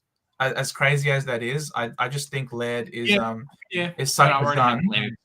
You've already got Laird. But if you're looking to trade, I'm not talking to you, Big J. I'm talking to Hippo. So I definitely think Laird is the one. It's hard. You just want the people who are scoring well. Really more than anything. I'm not trying to be prejudiced and thinking, he's not uber primo, so I'm not going to trade him in. I think you just get the people who are playing well more than anything. Global emotional damage. Captain on 2 just after bringing him in. Oh, mate. I play the world's smallest violin for you, Global. I'm sorry. Rough. That's rough. I'm into value right now as the Ubers are running away from being gettable. Yeah, and that's why I paid up for them a couple of weeks ago, so I don't have to worry about that. Unfortunately, some people are in a bit of trouble, so we just have to play cheap for a while. Shut up! Stop shooting your own horn. That's not good. There's players who are there who could be potential keepers who are cheap. So do what you can now. We're going to get rookies in. It's not as bad as what it was looking 2 weeks ago. We've got another 3 guys or so on the bench who are going to make us some money. Let them get to 250k. You'll be pretty happy. Would you rather Sicily for nothing left over or Day with 80k spare? I'd go Day with 80k spare. 80k spare. Yeah, 100%. That's what I'd do. You need money, bro. As our good friend Ab says, no money, no honey. So you need the honey, bro. Miller to Bond, Grundy to English. Double thumbs up for me. That was regarding your grandma's team, the trade and switch question. Oh, okay, sure. Yep, I gotcha. Daniel, after you boys jump into VC Mo Salah, what's his week? all right, mate. All right. Yeah. No worries, bro. I will be there for you. Ben, what to do with LDU and Grundy? I'm thinking LDU to Cogs and Grundy to English, using a boost to get Cameron and Wilmot to Seamus Mitchell. I'd do that. LDU is someone who can definitely bounce back. I'm not sure why exactly he had such a poor game. There's no reports that he's injured or anything. So if you could do someone else to Cogs, fantastic. But, if it's the only way you can do it, you can jump off and then look to upgrade somewhere else. It just kind of sucks that you've got this player that, hey, you thought was actually going to be a keeper for the whole year. Now you're trying to jump off him. But I totally understand why. I don't know, man. LDU, there's something weird about him. I don't know why he's not firing as much, but he could bounce back, right? Like, you'd hate to trade him out only to see him go back up to 120. North Melbourne at the moment have just been terrible. So I don't know if there's a structure change that's going to happen. Something has to happen. I don't think Clarko is going to let us get dominated this much for much longer. So, something's got to change, right? Global called out LDU a fake prim a couple of weeks ago. So that you did. Yes, I remember you did. Yeah. Who do you reckon a good value mid or pod mid for Miller, as maybe I may wait a week to do Oliver? Yeah, Oliver's going to drop in price. So in a couple of weeks. He maybe wants to spend 600 or a little bit below, but he's happy to spend like that much. So who do you guys reckon? Post in chat. Give us some examples. We've got 48 people on. That's enough people. Flood the chat with some ideas and we'll feature them right now. So jump in there. Joe, give yourself a minute. Come up with an idea. I'll do something different. But chuck it in the chat, boys. Who can we trade in for around that below 600 and then above 540 mark? Go for it. Zach Merritt. I told you to wait, Joe. You have to wait. You can't tell everyone your idea until they post in the chat. So I'm on here to tell people my ideas. There's no filter for me. You told me 1 minute, bang, one second. Well, that's what I'm saying. Mate, if your people are telling you last 1 minute and you're going 1 second like that, you're in a bit of trouble there. No. Yeah. Done. As people are thinking about it, Big J, please explain to Hippo why LDU is so shit at the moment. It's a rough one. I think he got a bit of attention. He was doing run with Tuke Miller last game, so that definitely didn't help. Tuke Miller scored poorly for majority of the game, and so he was with LDU for basically the whole game. I think LDU is one of those players similar to. I was going to use Cripps as a reference, but there's a few players in AFL when they're the number one. So similar to a Parrish without Zach Merritt, right? If Zach Merritt's not in the team and Parrish is in the team, he gets a lot of the attention. That's what it seems to be a little bit like without Jysink and LDU. They're like, okay, we've got two mids now. We have to separate our resources to nullify both. Whereas with LDU's only in the team, he gets a little bit more attention there.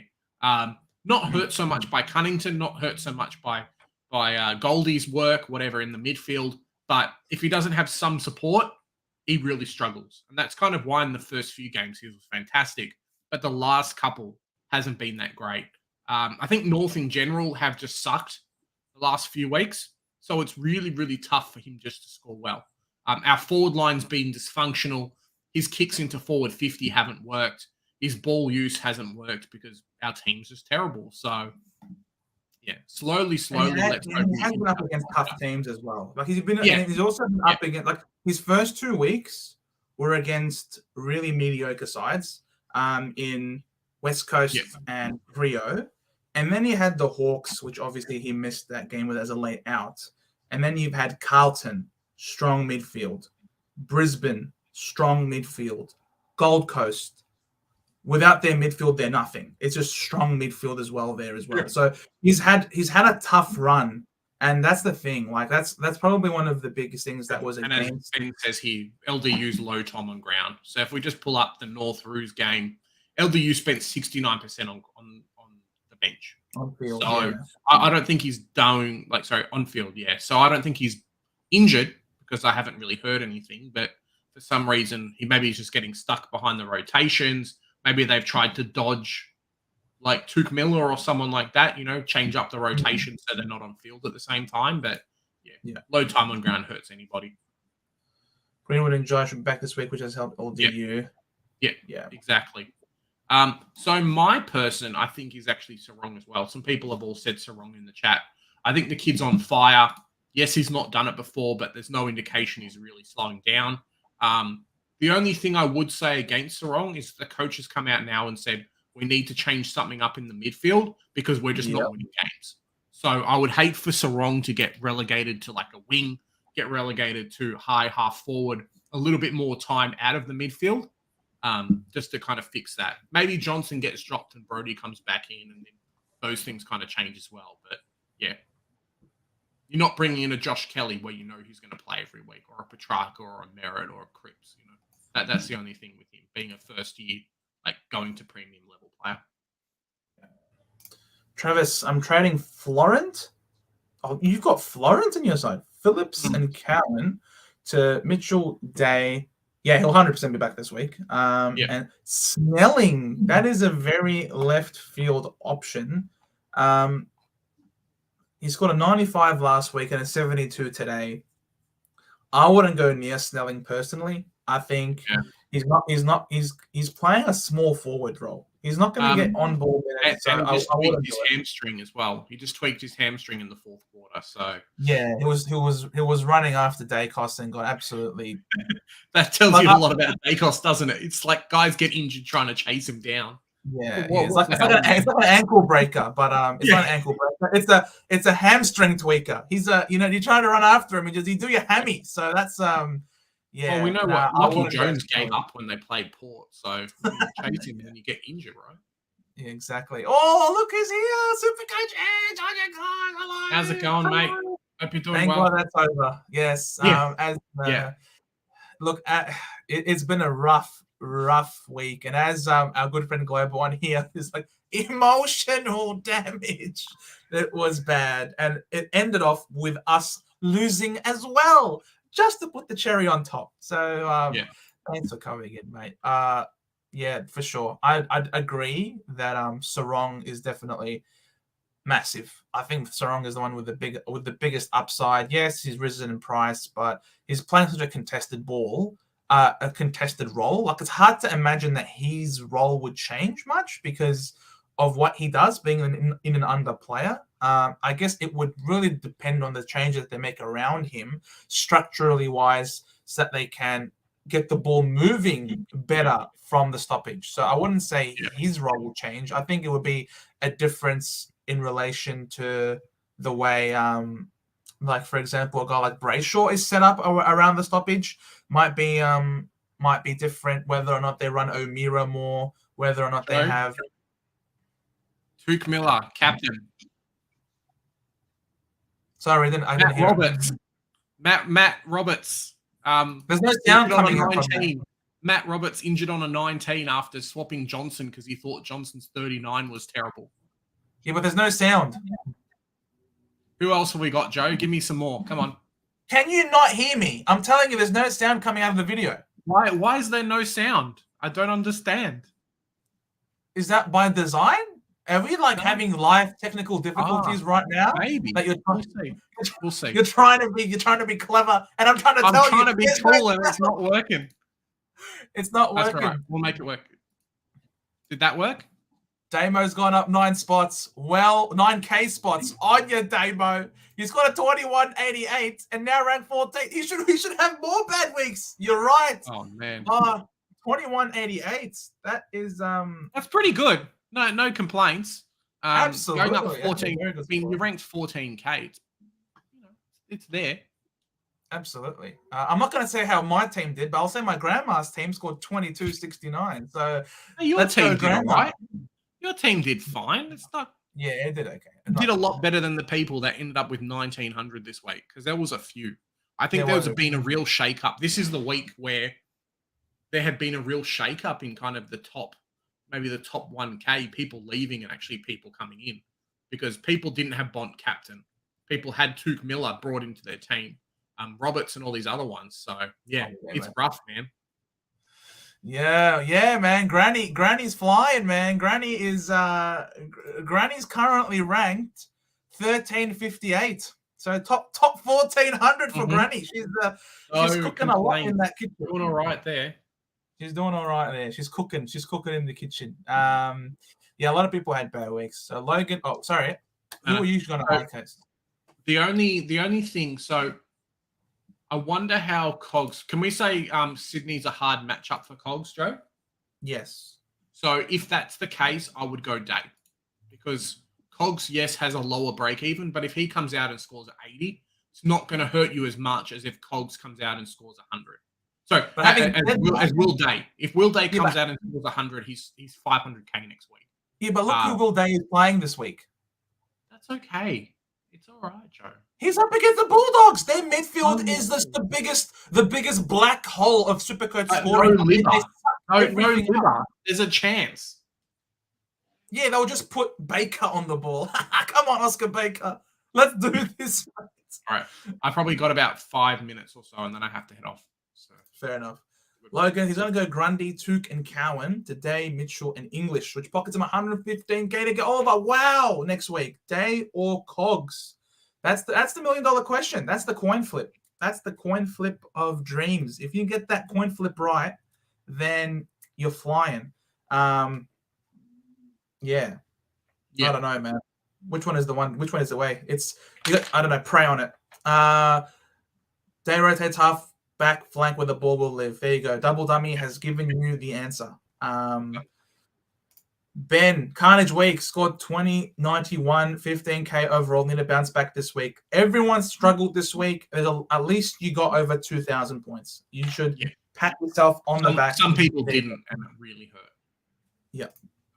Double dummy does a lot. Does the lot, and still just cracked 2,100. Well done on your dummy. 2,100. Stay away from Day. I held him for 2 weeks only. That's like me too. Don't know Will Day for you guys. Yeah, because people are going to get Day.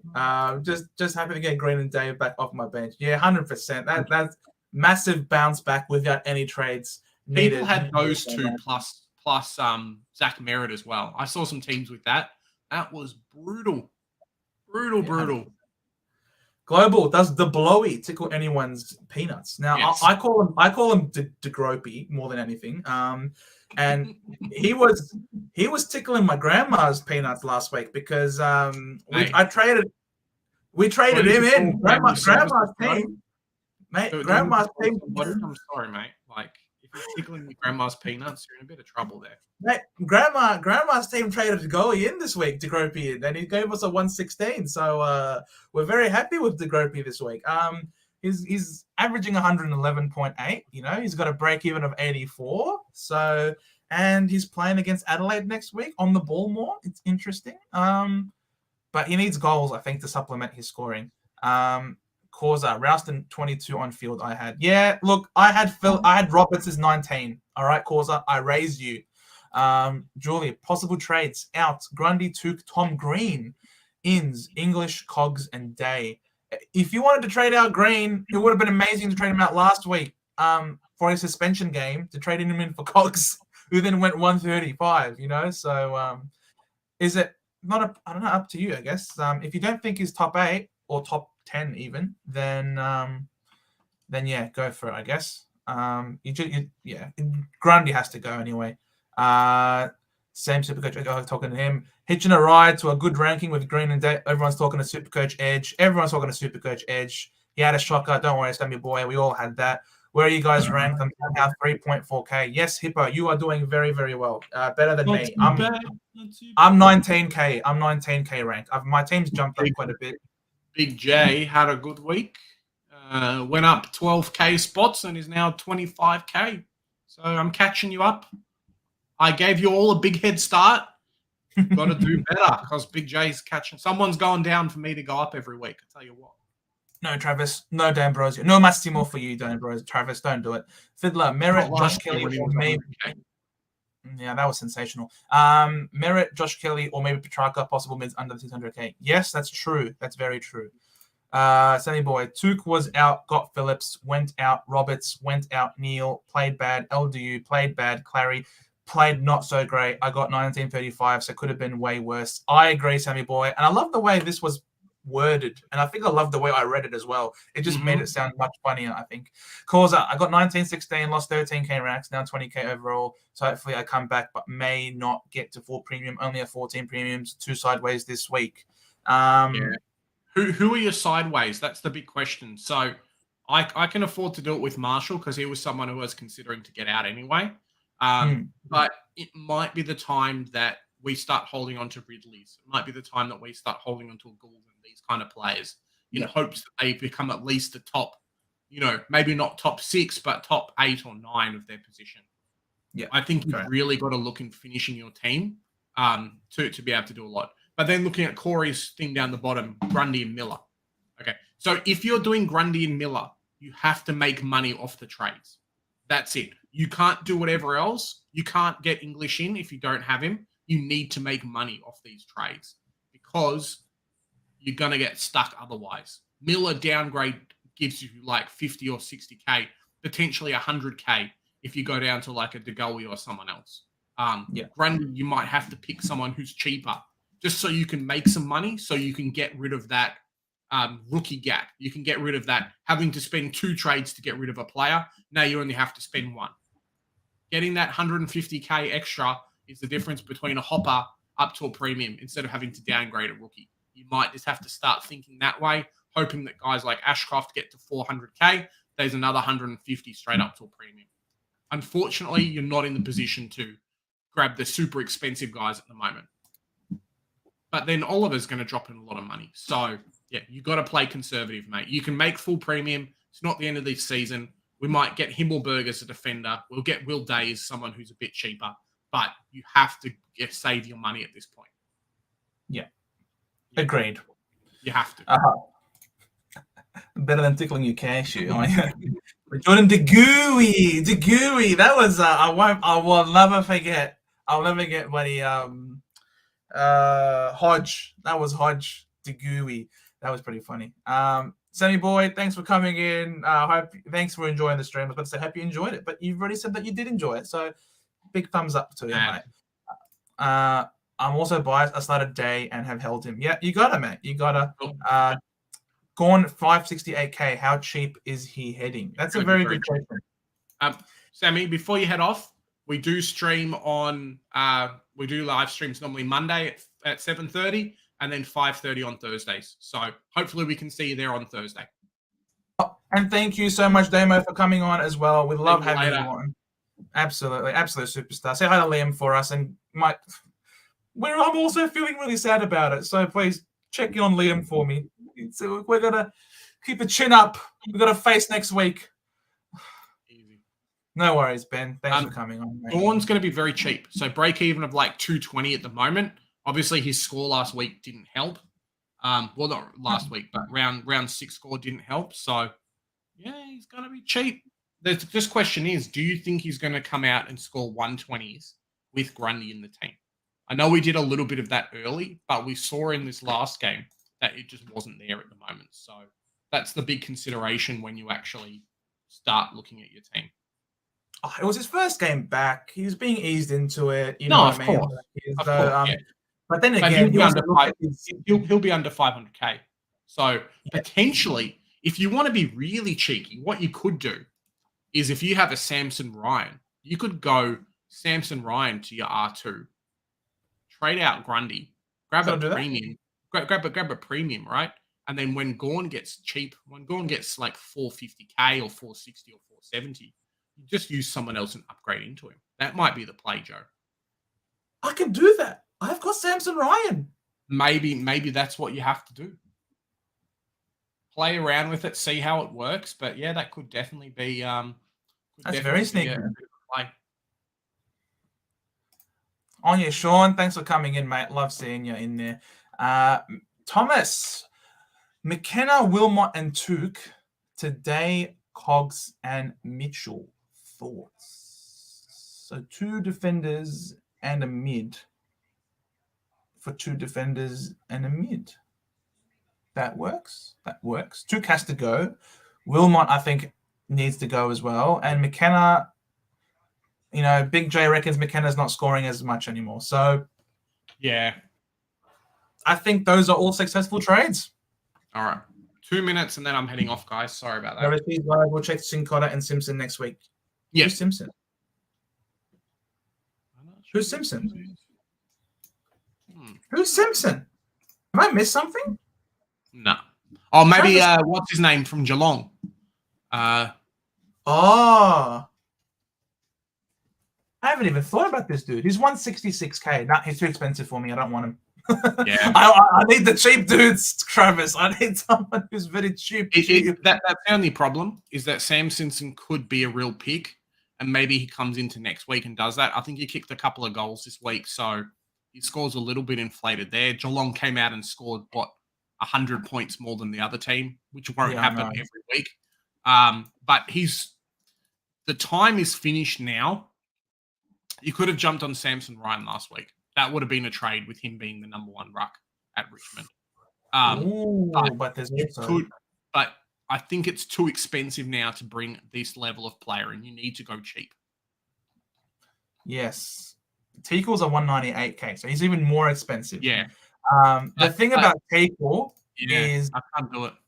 It's a rotating door over there at Port Adelaide. You never know who's going to be in and who's going to be out. You would rather do the Gawn trade to a premium. Put Samson Ryan in the ruck. You would be happy to do that because you know he's going to play every week. You know he's going to be at least an okay scorer. 50s or 60s is basically what he's doing, scoring in the forward line. And you can aim to pick up Gawn like 2 weeks later. Yeah, done. Yep. On your causa, we'll catch you on Thursday. Absolutely, 100%. Keep your chin up. You'll get the full premium. Thanks Kevin, for coming on, mate. No worries. Yeah, absolutely. I was thinking Marshall to go on in a few weeks, but now I'm thinking Samson Ryan, Big J comments. Yes, I'm thinking about that too. Double dummy. Tickles in my starting side pre-season. Oh, okay. Well, you got an eye on him. You're doing your I had him there and Rat on forward bench is my plan. Obviously, that has changed. Thanks for the stream.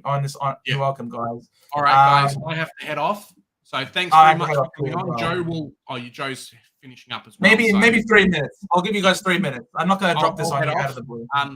Thanks for coming on, guys. We reached like 65 people. Bloody amazing. Yeah, I know. So we're getting more and more every day. Our team reviews are coming out shortly-ish, today or tomorrow. So Joe, get on that. That'd be amazing. And we'll see you guys on Thursday. Thanks very much. Bye. See you, Big J. I don't know. Teakle, you put your preseason research into Teakle, so you clearly like what you saw from him. He did give us some things last year, before he got injured. I'm pretty sure last year. So Teakle's an interesting selection. It's very risky though because you don't know how Port Adelaide are going to move forward with their ruck line because obviously they have Lysette. And when they were running with Finlayson last year, it was a really impressive setup, and it really did a lot of good things for him. And they have said regularly that they like having Finlayson play in the ruck as well. So that's part of the issue with having a guy like Teakle. It's the massive red flags, and you never know exactly how things are going to play out. I'm just loading up on the Brent Teakle. 86% CBAs. Who else were they having? Lysette didn't play. Who else was rucking with him? Oh, nobody else? Finlayson was in 10% of CBAs. So Finlayson had some.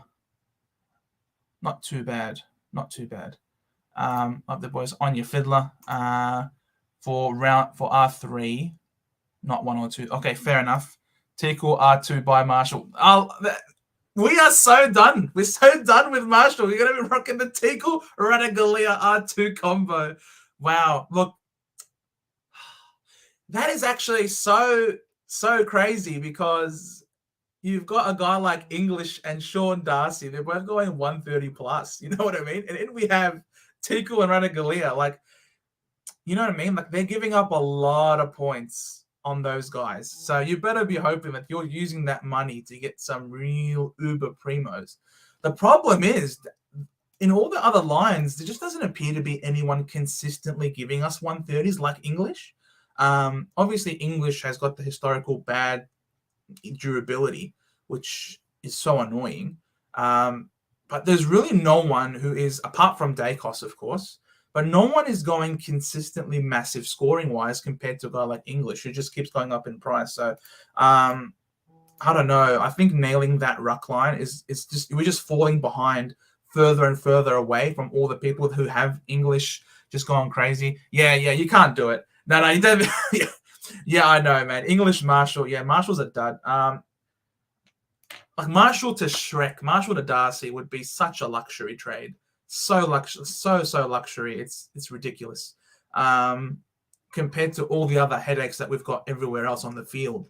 But if you've got a guy like Marshall compared to a guy like Sean Darcy, if Sean Darcy is outperforming Marshall by like 10 points every game, between now and end of the year, that's another 70. We're entering into round 7, 23.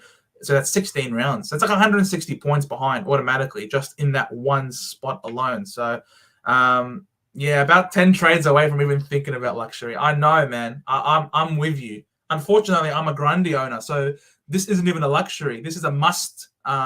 It's basically as if I have a Tuke Miller. So I have to trade him out, and I think I have to get English. He's the only guy for me, unfortunately, to help me rise up the ranks.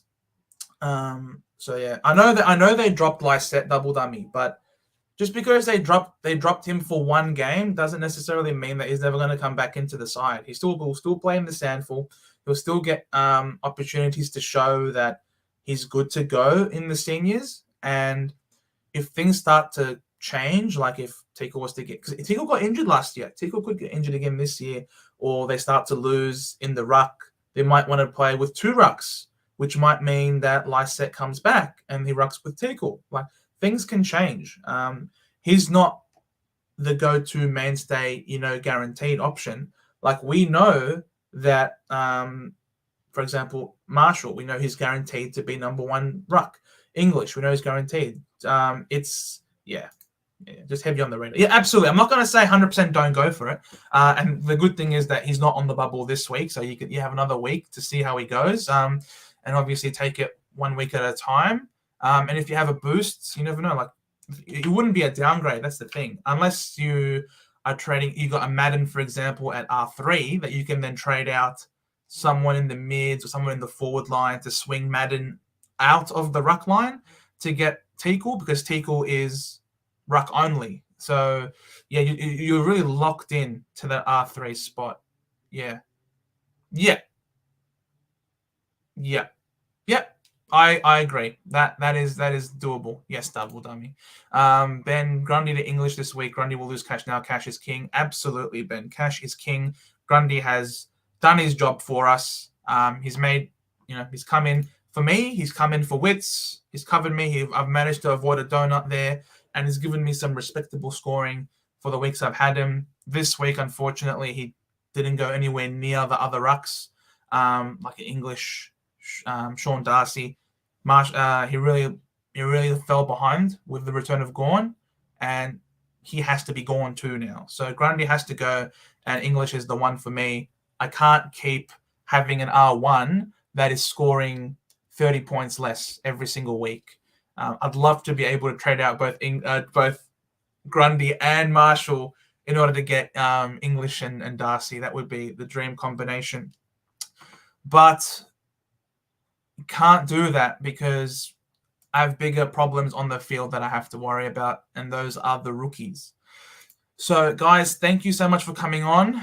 9:29 p.m. tomorrow. Got to wake up for work. Thanks for joining us. It was a fantastic stream today. They're always fantastic streams, but it was a very special stream. We had the boys over there from Supercoach Masters. We had both George and Matt. So that was a lot of fun. They stayed with us for a little bit. We've had some royalty coming through here. We had DR was in here, Hippo's in here, Supercoach Pro was in here, Supercoach Edge. Like, we've had so many So many great content creators come onto the stream, which we absolutely love. For you boys to come in, have some fun with us. Hope you guys are enjoying the streams. Terrible, terrible week it was, but it's now in the rear view mirror. Supercoach is open. You could do your trades, look forward, try and get your upgrades up 1 week at a time. It's still good fun. Don't let this chaotic week go to waste. You're very welcome, Kevin. Thanks for coming on. Grundy Gorn is a cheaper option. Gorn's going to continue to get cheaper. Gorn's going to continue to get cheaper. Yeah, he's got his break evens are even higher this week than last week. He's got like a 220 break even this week, so he's gonna be like sub 500k. So it's gonna be really exciting to get in. I'm looking forward to get him in a bit later down the track. On your Ben, thanks for coming in, guys. Don't forget, give us a sub, give us a like. We're getting more and more viewers every single time, which is absolutely awesome in these live streams. We hope you're enjoying the interaction and just coming and talking some footy and Supercoach. Obviously, Thursday night and Monday nights are our normal live stream times. So please, whenever you guys have the opportunity to come on, absolutely do so. We love to go through as many comments as we can and highlight them and give us a sub. And look forward to seeing our team reviews as they come out this week. So thanks, guys, for coming in, and we'll see you very soon. Bye.